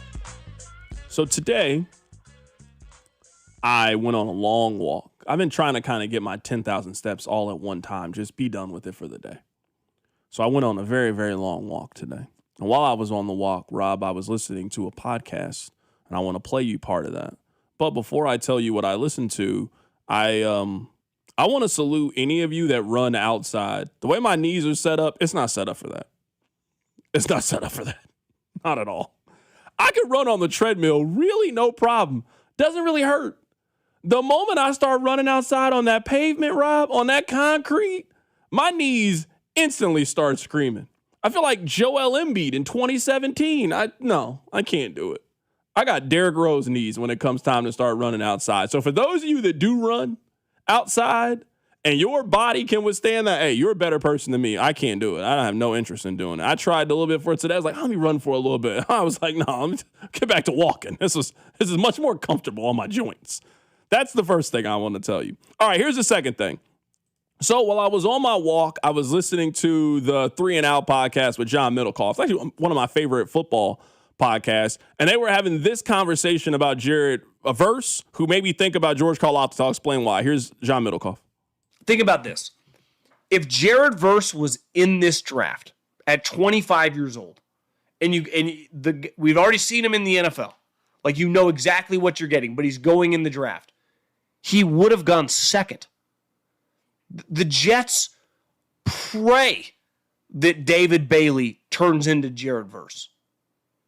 If Arvell Reese is able to get the pressure and be the impact guy in the line of scrimmage that Jared Verse is, the Giants hit a home freaking run. So the whole point of a draft is to land guys like that. All right, Rob, let me ask you this. Texan, let me ask you this. If George Karlaftis was available in this draft, where do you think he would have went? Because George Karlaftis is also a 25-year-old pass rusher. He also is that. Where do you think that George Karlaftis would have been drafted? Because that's just one person's opinion, but thinks Jared Verse would have been the second overall pick. At right now, a 25-year-old, you only have 3 years left on his deal, the second overall pick. I don't think George would have been the second overall pick in this year's draft class. Let me ask you this before I answer your question. I'm going to get very Steven Spector here by asking the rules. When I draft George Karlaftis, do I have to absorb his contract? Or am I just drafting the player? No, the contract. Right now, financially, where he is. I think he's top 15 in the draft. I think he's about what Ruben Bain is. Ruben Bain went 14, right? That's interesting. I think he's about that. Because Jared Verse only has played 2 years in the league. He has what? 12 sacks? I forget the exact number. I pulled it up a minute ago. Jared Verse in 12 sacks. In the first 2 years of George Karlaftis, he had more sacks than Verse. He had 16 and a half. He then had 8. He's basically an 8-ish sack a season guy. I think that's a top 15 level of pick in the NFL draft. I don't think that the league perceives George Karlaftis to be a disruptor. Certainly not in the same way that they consider Jared Verse to be one. Now, I understand they packaged more picks with it. Jared Verse was good enough where the Browns would not consider trading Myles Garrett unless they got back Jared Verse. Think about that. I think Myles Garrett's the best defensive player in the league. We would not even consider it if we don't get Jared Verse back. If you look at pressures over the last couple of years, it is not close between the two. So the last 2 seasons, I looked this up. Jared Verse, if you're going off pressures, had 188 pressures the last 2 years. George Karlaftis has 127. A decent amount, but there is a feeling that Jared Verse is just starting to scratch the surface. That if we can take a couple of these pressures and convert them into sacks, he can be a 17, 18 sack guy. Because through the first 2 years of their career, George Karlaftis had more sacks than Jared Verse. George Karlaftis had 14 sacks in his first 2 seasons. Jared Verse is at 12 sacks. Now, Verse has been better at some other things. If you're talking about tackles, he has 124 tackles in his first 2 years. George Karlaftis only had 83 in his first 2 years. We're talking about a difference when it comes to that kind of thing. So, yeah, Jared Verse is a better player than George Karlaftis. But there is a feeling amongst the league that Verse is just starting to scratch the surface and that Verse is about to ascend and take that next step. Do people feel that way about George Karlaftis? I mean, they're the same age. Now, Verse was older when he got into the league. I mean, Verse got into the league at 24 years old. George got into the league at 21 years old. But right now, they are both 25 years old. There is an expectation that Jared Verse is going to take the next step. Are people anticipating George taking that next step? Because if George takes the next step, one of the conversations, Rob, we have had this season, we have been having it for no reason. If George Karlaftis turns into a 14.5 sack guy, some of the conversations about going to get Cam Jordan, we didn't need to have them because you got enough pass rush there. Now, you can always have more. You certainly can't have too many guys that can get after the quarterback. But one of the reasons why I've been banging the drum to go get Cam Jordan is I don't know what version of George Karlaftis you're going to get. He had 6 sacks last year. He had 8 sacks last season. So if you're going to make the argument, and people do, well, teams are double-teaming Chris Jones, that's why he's not effective. Well, you can't double-team George Karlaftis and double-team Chris Jones. Somebody's getting one-on-one, and George, at least the numbers would say, he is not consistently beating. It's certainly not the way that Jared Verse is. I do think Jared Verse is a better player than George Karlaftis. I don't want this to come off like I think Karlaftis is better than Jared Verse. But I think for your draft conversation, what John Middlecoff was saying on this podcast is interesting because I think Verse has a higher ceiling, but I think Karlaftis has a higher floor. I think I know what Karlaftis is. He's been in the league now 4 years, and he has 31 sacks. It's 30 and a half. Let's round up. So that's 8 sacks a season. There are going to be years where Verse is just better than that. I know that. But there's also going to be years where I don't think Verse can get to that number, and he's going to struggle because it might not work in Cleveland. So I think for your question, where he goes in the draft, George Karlaftis will go top 15 because similar to Reuben Bain in a draft format, people know what he is. They just don't know if there's another level. Where Jared Verse, because he's an athlete and all the things, they believe there's another level. So I think in a roundabout way, I understand why the league views that about Verse, but I also think the league understands Karlaftis is the one in the hand versus the two in the bush. Do you think that George Karlaftis is a dog?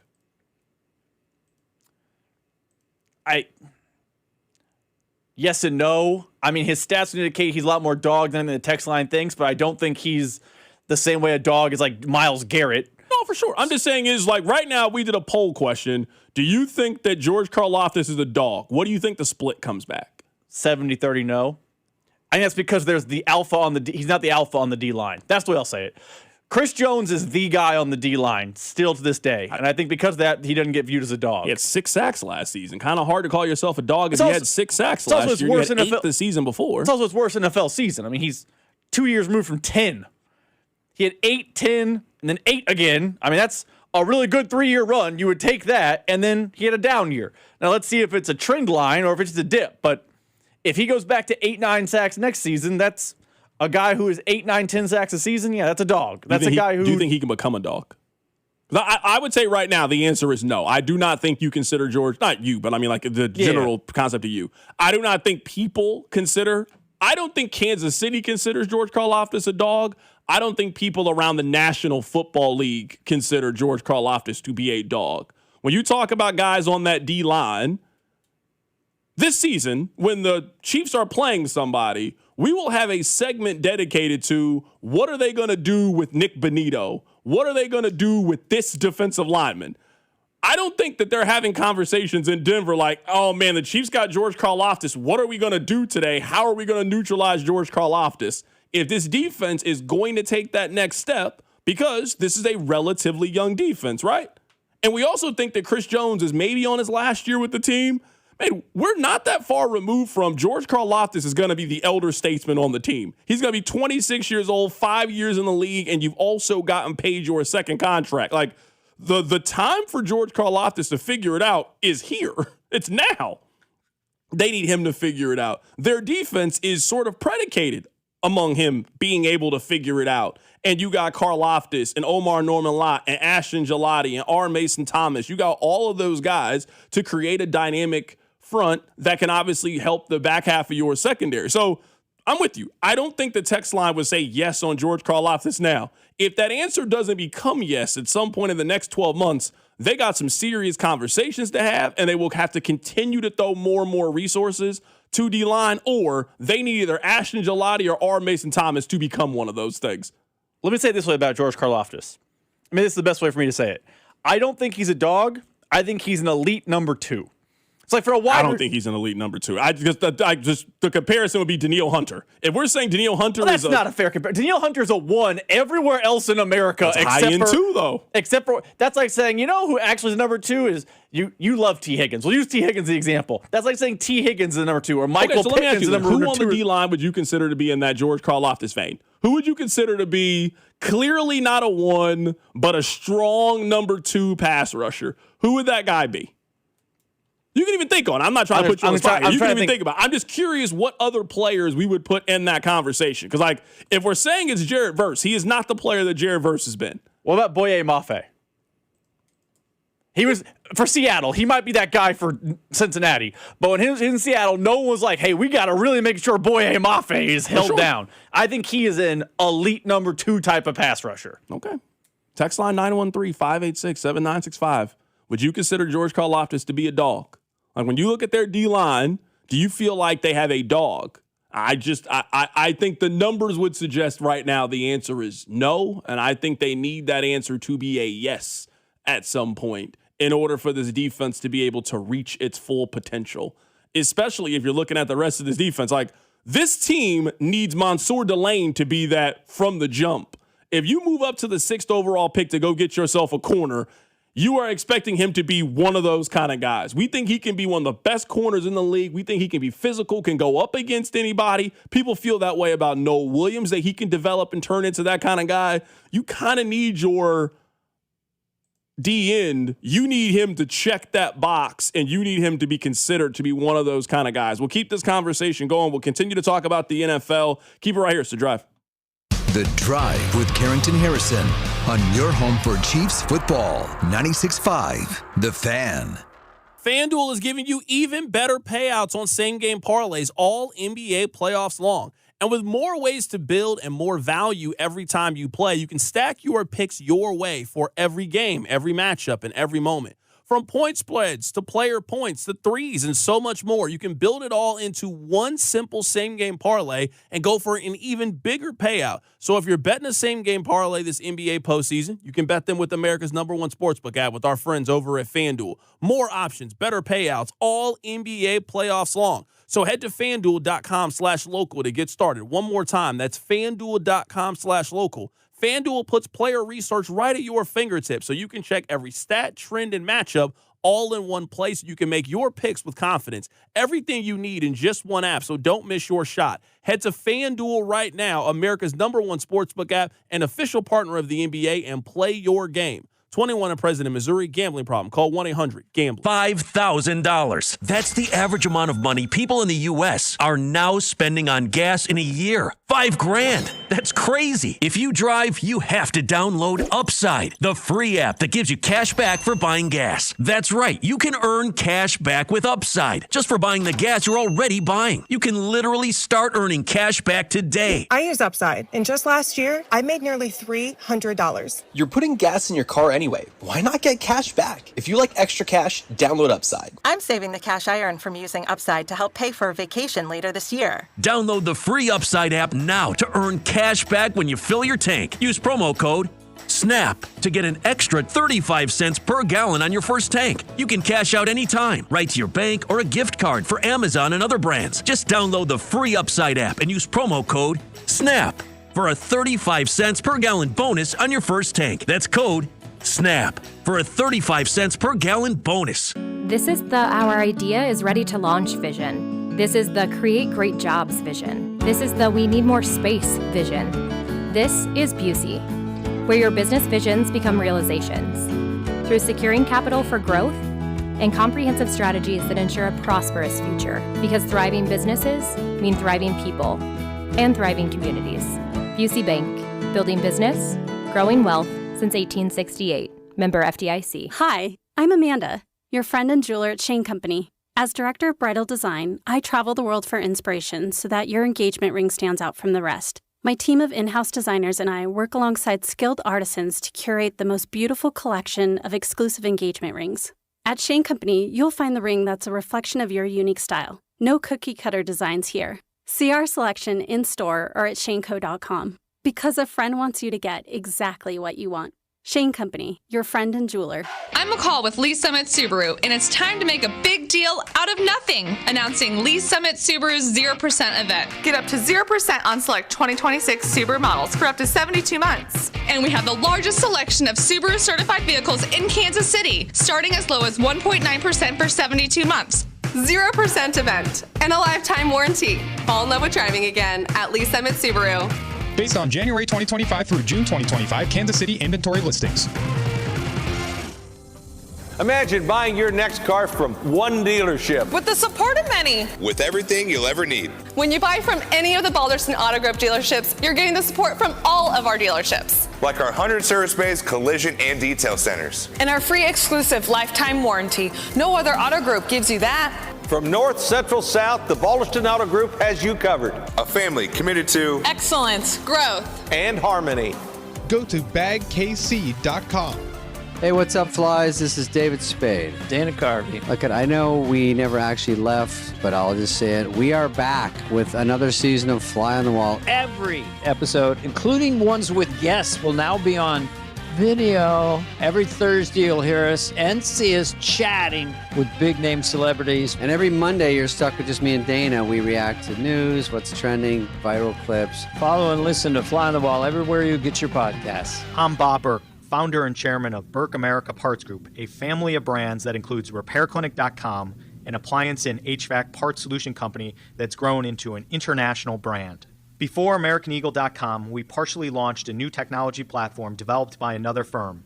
American Eagle helped take our technology to a whole new level with digital marketing, software development, and business insights into our key markets, appliances, HVAC, and outdoor power equipment, and did so both on time and on budget.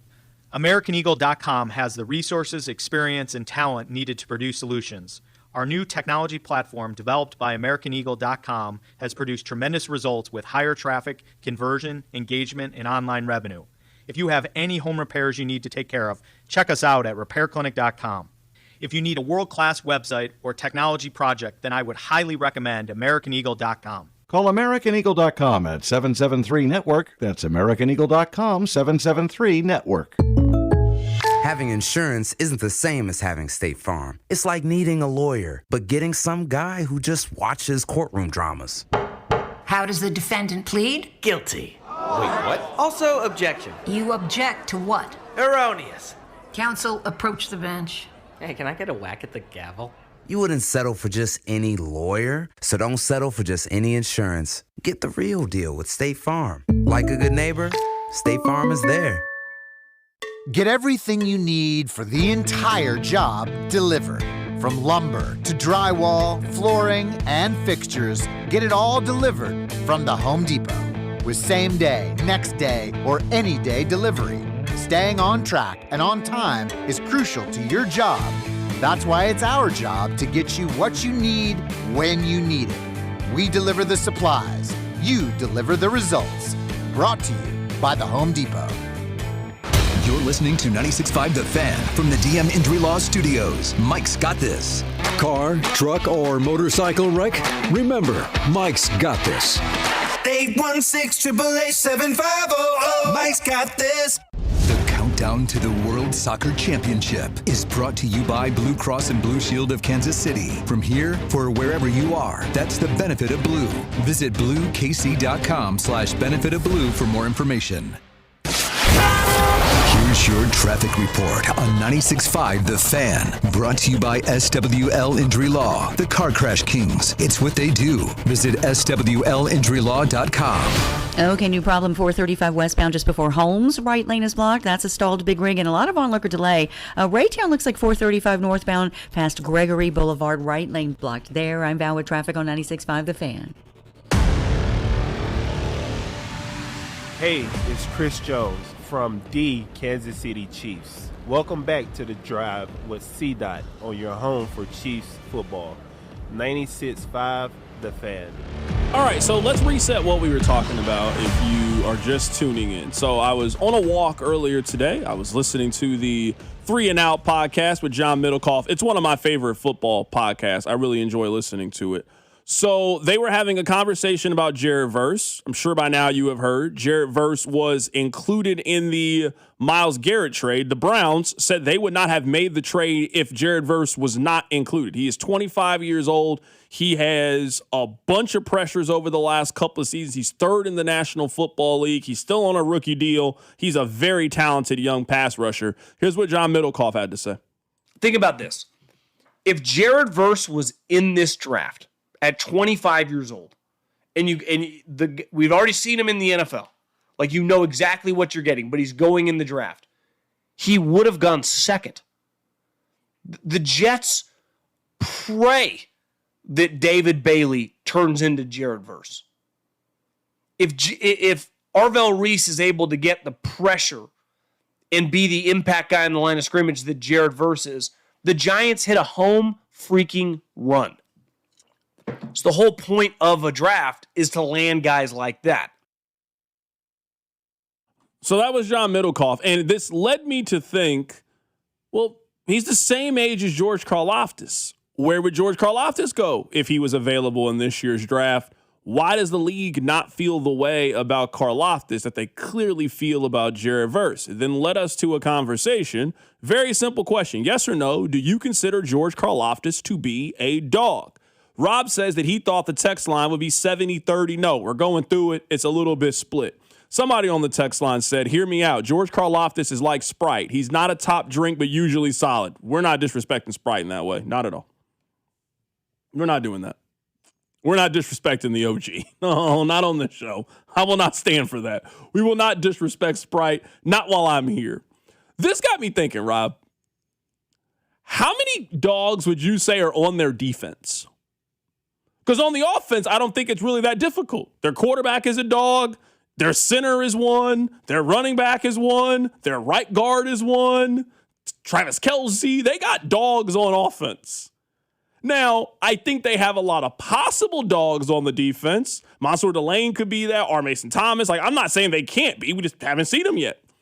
How many guys do you think they have? Because, for example, I mean, there might be like 8 to 10 of those guys on the Eagles. Jalen Carter, Jordan Davis, Quinyon Mitchell, Cooper DeJean. They got a bunch on the Eagles defense. One of the best defense in the league. We can go through Houston. Exact same thing.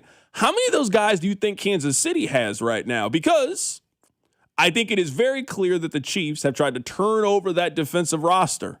Part of what they need to do over the course of the next 12 to 18 months is they need to start to develop some of those guys. They had some of those.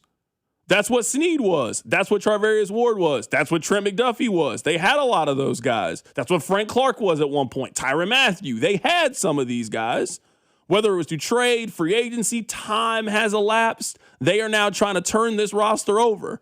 Part of being a defense that has so many unknowns is now trying to figure out who those guys are that are going to be that foundation and who can lead you into the second half of the decade. I think if you were saying pretty definitively on their defense, I think they have 2. I think it's Chris Jones. When Chris Jones is still playing well, he is still as good as almost any defensive tackle in the National Football League. I also think a healthy Nick Bolton is a dog. Those are the 2 I would say the Chiefs have right now on their defense, and they are in the process of trying to figure out who's that guy in the secondary and who else can develop into their defensive line, and they got 4 or 5 guys that could possibly be. I think it's 1. I think it's Jones. And by the way, I'm way higher on Karlaftis than you, and apparently the text line is. I said earlier, I think he's an elite number 2 pass rusher, but you can never be a team's number 2 and be a dog unless you're on like the best defense in the NFL. Like that just, yes, the number 2 pass rusher on the Texans is still a dog, but that's because Will Anderson might be the alpha in all the entire sport. But I think they only have 1. I also think, and maybe this is like, it's a made-up metric because there's no way to judge, dogness. I feel like you're disrespecting Bolton just a little bit. When he's Bolton like the 7th is healthy, best. He's like the 7th best in his position, though. That's not a dog. Yeah, I don't know. Last year, Nick Bolton had 154 tackles. He is a C-ball, hit ball. He is as good at that as anybody in the league. Like, I know realistically, it is not possible, I think, for you to upgrade a whole lot more than what they have. Now, that's a position group that you just don't think very highly of, but in terms of what they asked Nick Bolton to be, he is as good as he can possibly be. Commands the defense. He's been healthy the last couple of years. He flies around. He's disruptive. He makes plays. I would consider Nick Bolton to be a dog. Now, it's different having a dog at middle linebacker than having that guy at corner or having that guy on DN that's going to get you 12 to 15 sacks or so. But I would consider Nick Bolton as a positive in this category. I just don't think he's dog status, and that's because I actually think he's a good player, and he's a plus player, and you're right. I don't think the Chiefs can really realistically upgrade from him. But I just have a hard time saying, hey, a guy outside the top 5 at his position is still a dog. Like, you wouldn't call the or it better be a real deep position like wide receiver. Yeah, oh yeah. Like okay. one of those guys. Or like, Actually, wide receiver might be the only position where I say that. Because, like, right now, I'm spitballing off the top of my head middle linebackers. Would you take Roquan Smith or Nick Bolton? You'd probably take Roquan Smith. Yeah, would you take Fred Warner or Nick Bolton? You'd probably take Fred Warner. Like, we can do the exercise with more and more middle linebackers. That's not to say Nick Bolton's bad or not a positive for the defense. It's just at a position group where it's not like it's 35 deep. If you're the 4th, 5th, 6th best position, I just can't call you a dog. That's just me, though. Yeah, text line 913-586-7965. This is probably a Missouri fan overrating Bolton and a KU fan underrating Bolton. Text line, you tell me then, who would you consider to be on the Chiefs defense? Who would you consider to be a dog? Because if you're telling me that Bolton is me overrating him, you wouldn't put him in that dog conversation, then perfectly fine. I'm willing to have that conversation, that debate then. They don't really have too many other guys that you would say today they fit that conversation then, if that's the case then.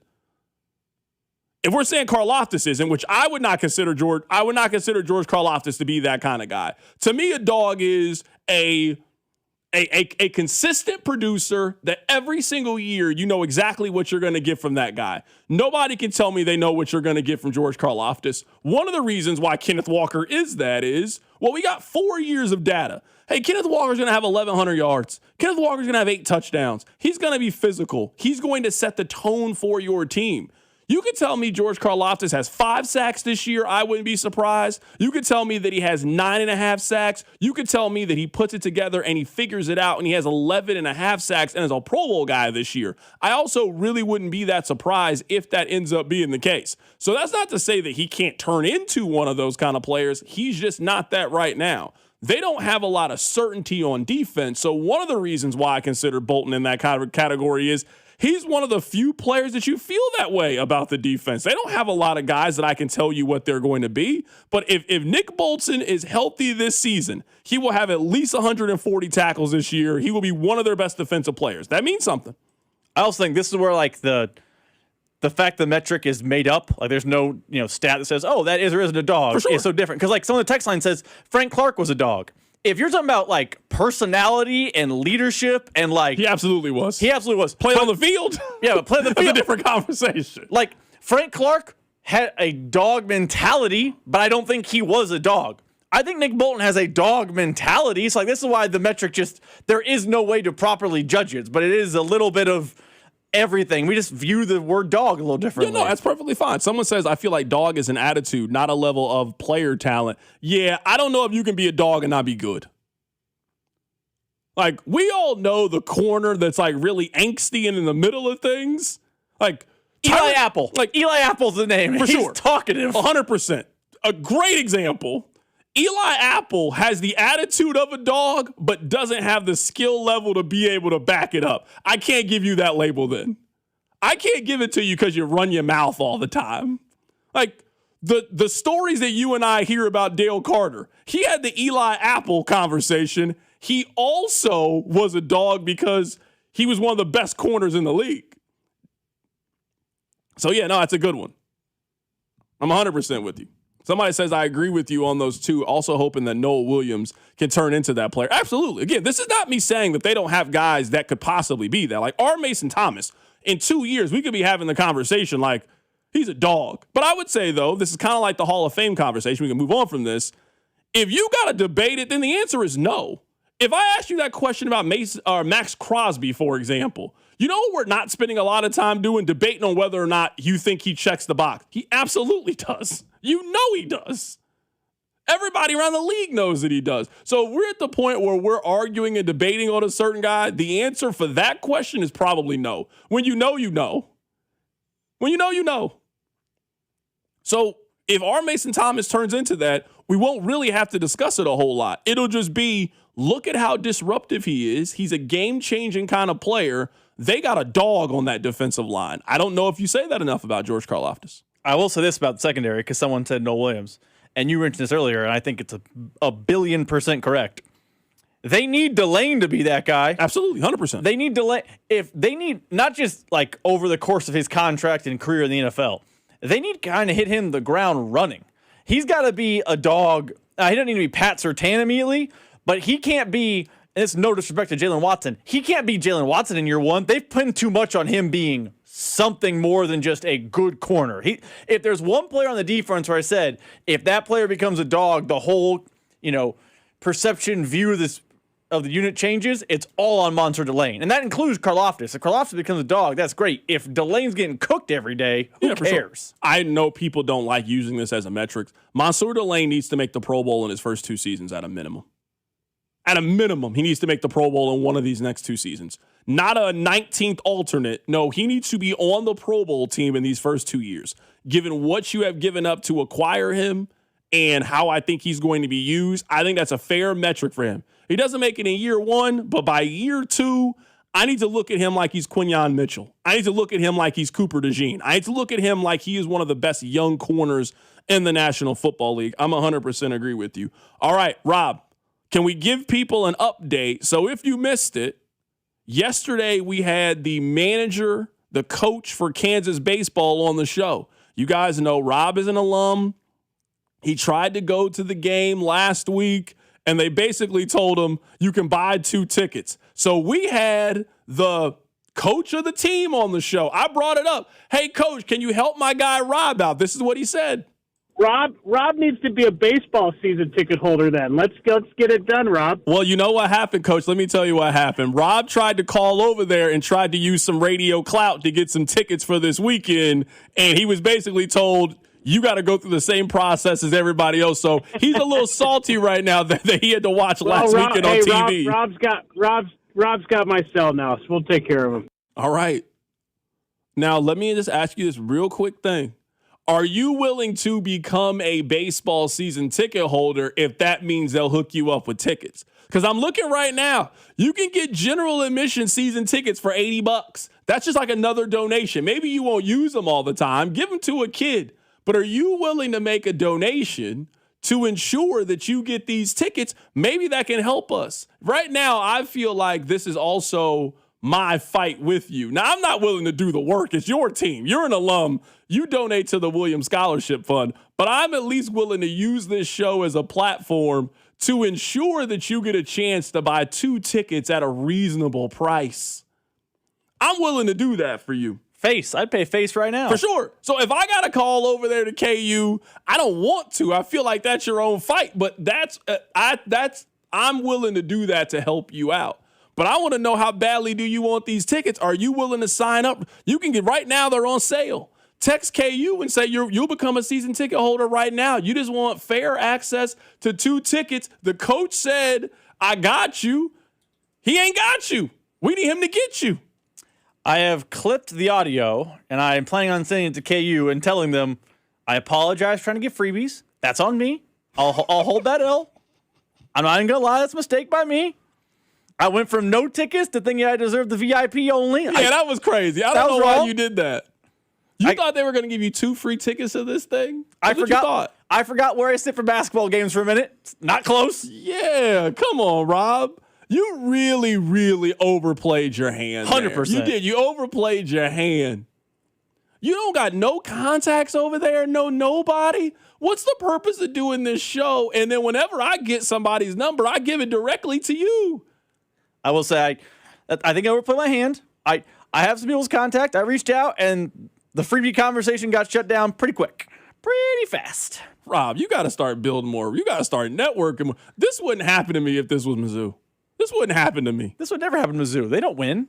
If they would, you know what I would do? I'd make 2 phone calls, and I'd be on the phone with somebody getting my 2 seats, and I'd be at the game. Did you pay face for your Cotton Bowl tickets when they played Ohio State? I could have. I got them off StubHub. Okay. I bought mine off StubHub. But yeah, that's also Jerry World's very different than I was just thinking of the last comparison. The last time the KU played at Mizzou Arena, I didn't pay to go to the game. And I sat 111, row 10, great seats, phenomenal seats. You thought I was going to sit up there? No. That's what I'm saying. You should have this taken care of, Rob. You got to start networking during the year. You got to start looking out during the year. I bet you Bob will be at the game. I bet you Alex will be at the game. Alex, you might not be real KU now that I'm really thinking about it. There's no chance Bob's at the game. I bet you Bob could go if he wanted to go. You and I both know. That's different. That's you want to different talk than about Bob Billy going. to put in a phone call. Bob would call the president of the school, and he would sell him 2 tickets. Bob's connected. You know that. Bob might be on the board of trustees. For sure. Bob might throw out the first pitch at the game. Bob and his wife, Jen's going to catch the first pitch. Bob's going to throw it. They'll boot David Booth. We got Bob coming. Yeah, for sure. I'm just saying. You got to be a little better with this. Are they going to help you? Kansas, please help our show. Help me, help Rob. We don't need 4. I don't need to go to the game. I don't need to be it. That's a Kansas fan event. It's not an event for you. I don't need to be there. I don't want to be there. I don't want to pay to be there for sure. They gave me free tickets. That'd be another thing. I don't need to be there. Rob wants to be there. If you got free tickets and they don't hook me up, I would be devastated. I'm not going to lie to you. That would break me. You make me want to try to get free tickets just so I can rub it into you that you didn't get them. If I came into work during the week and you were like, I'm like, hey, I'm still working. I'm back channeling. I'm talking to people. I wanted to pay the money to be at that game Saturday. And you said, yeah, I got 2 free ones in reserve.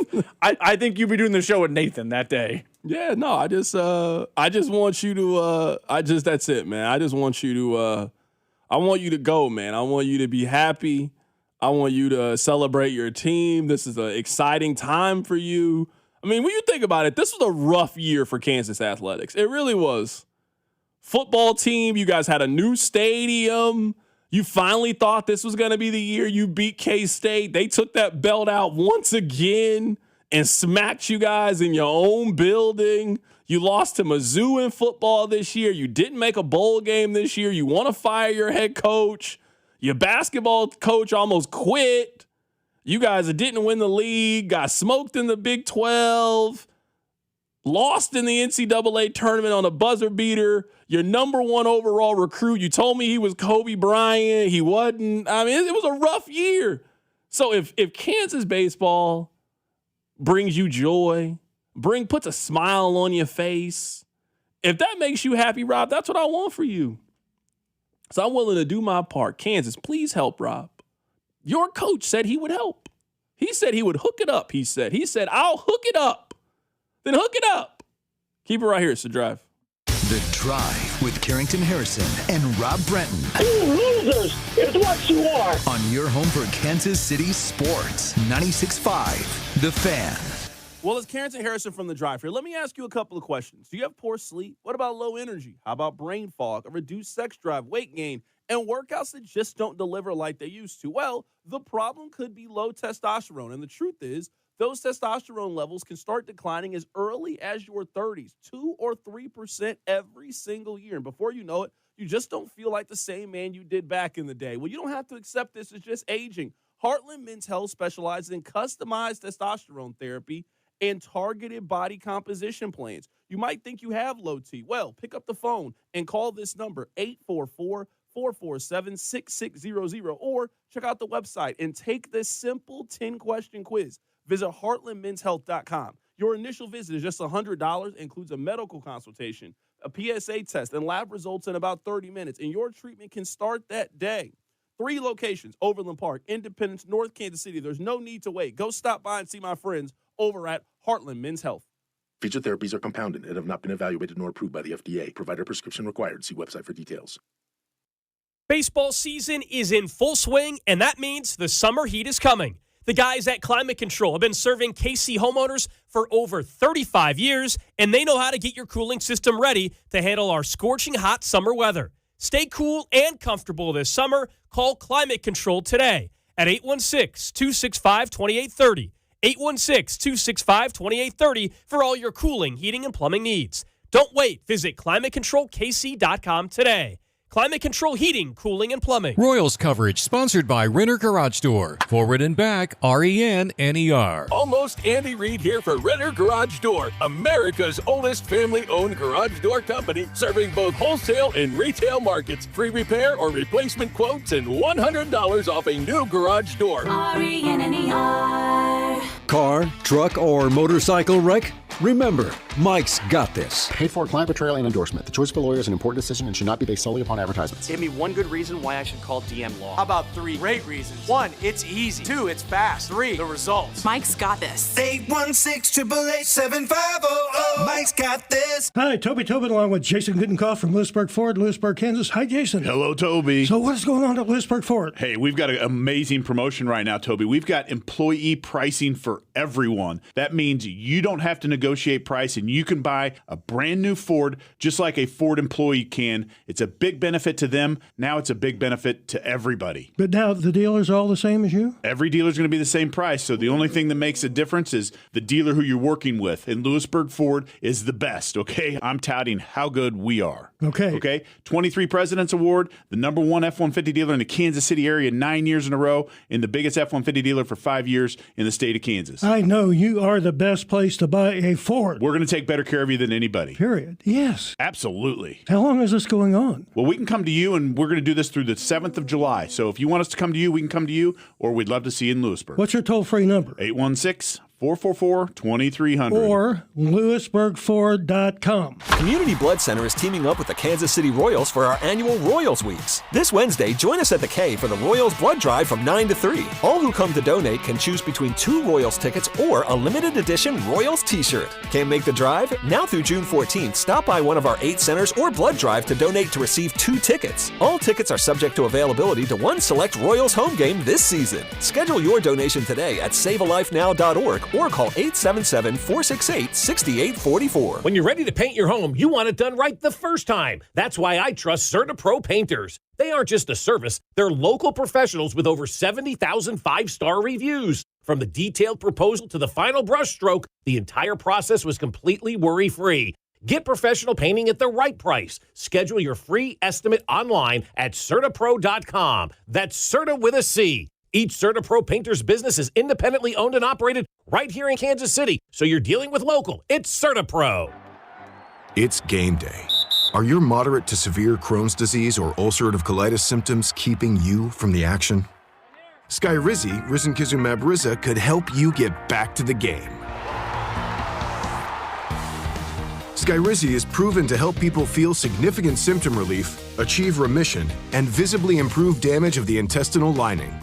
Skyrizi is a prescription injection medicine for adults. Don't use if allergic to Skyrizi. Serious allergic reactions, increased infections, or lower ability to fight them may occur. Before treatment, get checked for infections and tuberculosis. Tell your doctor about any flu-like symptoms or vaccines. Liver problems leading to hospitalization may occur when treated for Crohn's or ulcerative colitis. Control is everything to me. Ask your doctor about Skyrizi, the #1 prescribed biologic in Crohn's and ulcerative colitis combined. Learn more at skyrizi.com or 1-866-SKYRIZI. Join us June 12th at the Peanut in the Northland for a USA Watch Party presented by Truly, the official seltzer of U.S. Soccer. Here's your traffic report on 96.5 The Fan. Brought to you by SWL Injury Law, the Car Crash Kings. It's what they do. Visit SWLinjurylaw.com. Brought to you by the Kansas City Auto Show this weekend, June 4th through 7th, Overland Park Convention Center. We've got North KC, that's 35 southbound, just before Armour 210 Highway. Left lane is blocked. New crash we've got down at 435 eastbound before Metcalf. Right lane blocked there. And I'm Val with traffic on 96.5 The Fan. You're listening to The Drive with Carrington Harrison on 96.5 The Fan and the Odyssey app.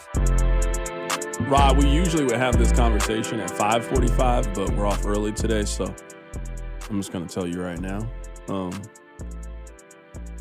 I'm going to a Love Island watch party today. I've never seen a second of Love Island. I don't really know what it's about. I don't really understand the premise of the show, but it was so popular last year that I was like, you know what? I'll give this first episode a try. Now, maybe I should have done more research before I committed to doing this. Do you know this show just comes on all the time? Tuesday, Wednesday, Thursday, Friday, Sunday. What? That's all I'm going to watch now is this show? I'm not that committed to it. It's like a baseball schedule. You watch this? No. Love Island's not for me. I mean, this show was super popular last year. I felt kind of left out. I'm like, I usually like these kind of shows. It seems like an easy watch. I can have it on while I'm doing some other stuff. What's the premise of this show? What's the concept? It was the biggest show last summer. I honestly don't even know the concept. Rob, you were big into. You're supposed to help me. What's the one you were into during COVID? Love is Blind? Love is Blind. I did watch Love is Blind. I had to get out. I haven't watched the last couple of seasons. I couldn't do it anymore. I'm out. That's what I'm saying. I need something to fill that void. I'm willing to give this Love Island show a chance. They're having food. They're having specialized drinks and stuff. I'm like, all right, I'll give it a chance. I'll watch. I'll go to the Love Island watch party. Man, I ain't got nothing else to do today. The finals don't start till tomorrow. They'll have the Royals game on them. They won yesterday. It's basically a dating show where people live together in a villa and they have to couple up to avoid being dumped. And if they get dumped, they get tossed off the island. Okay, I don't know. I just said I would go. It sounds like the real world, except without the job part. I just said I wanted to go. Somebody says you need to watch Below Deck. I can't commit to too many. I'm going to watch one show. Love Island's the one I'm going to watch. I'll give it a chance. New episodes every night except Wednesdays. Every day? I've just committed my entire summer to wating this? And what do they have against Wednesdays? I don't know. Wednesday's Bad not television day? Wednesday's not popping. That's what we learned. Wednesday's not the time. But yeah, I will. How's the food and drink going to fit into the diet here? Because you've been changing. You're on a fitness journey. You can't really go. Already checked. I'm getting the salmon. already looked. I checked that earlier. Like, oh, they got salmon? Oh, okay, cool. I can eat that. I can eat the salmon. I'm happy to do that. All right, let's, before we get out of here, I still think the top story in sports, I think it's two things. I think it's A, the Knicks are going to the NBA Finals. They play Victor Wembanyama and the Spurs. I also think it's the Myles Garrett trade. Here's the latest with Albert Breer on how this trade came together. The relationship between the Rams front office and the Browns front office really helped here. In that, like, the first answer the Rams got was, no, we're not doing that. And then the Rams come back and sort of stick with it. And I think, what they were willing to do when it was, purely a draft pick situation and not a player involved, when it was purely just a draft pick situation, that showed the Browns, like, yeah, the Rams are really serious about doing this. And no, we're not going to do it for just draft picks, but I think they showed like that this was something they were going to stick with and that they were going to kind of try to keep working through. And I think by the time they got to the draft, the Rams were pretty freaking confident that they were going to be able to find a way to get this done. I don't know if we have ever seen a football team try to build the way that the Rams build, and it clearly works. I mean, it's not like this Rams team is a flash in the pan. I mean, they've been really good now for almost a decade. I mean, that Monday Night Football game against Patrick Mahomes and the Chiefs, that was a long time ago. And the Rams have been a contender basically this entire time. So much about sports, not just football, is about stockpiling picks. In the NBA, you want to stockpile as many picks, as many throws as you can at the dartboard. The Rams only have one of their own first-round picks on the roster, and it's their backup quarterback. I mean, in 2016, they drafted Jared Goff. They traded him. They didn't have a first-round pick from 2017 until 2024. They went 7 straight drafts without having a first-round pick. In 2024, when they finally do decide to take a pick, they get Jared Verse. They then help turn Jared Verse into Myles Garrett. They're not going to have their first-round pick next year, and then they have who they believe is going to be their quarterback of the future. Rob, there's no team in sports that tries to build this way. This is anti almost everything roster building and team building we are told you are supposed to do. We're told you're supposed to manage for the future and not just burn out all of your resources to try to win right now. The Rams have been in a win now mode for basically a decade. Every single year, they are only focused on how do we maximize our chance to win this season. Now, no one can say it doesn't work. They've been to 2 Super Bowls, and they won another Super Bowl, and they're the odds-on favorite to get there and win this year. But it is just a very interesting case study of how you try to build your team and roster. They are the exact inverse, and I know in cross-sport comparing here, of the Oklahoma City Thunder. The Thunder built their team because they just kept stockpiling picks. Sam Presti and Les Snead must hate each other when they sit down and talk about roster construction. But it has worked for the Rams. I mean, they did it with multiple quarterbacks and one coach, but it does feel like this is their big all-in year. And if they don't hit this year, then what? Because they don't really have a future. Unless Ty Simpson's that guy. We've been saying that, though, I'm not saying this is a knock. I'm sure if we go back in 2018, I could have took your commentary and you said the exact same thing. They somehow managed to keep the thing working. And if Ty Simpson ends up being a good quarterback, so they just now go from Jared Goff to Matthew Stafford to Ty Simpson, he ends up being that guy.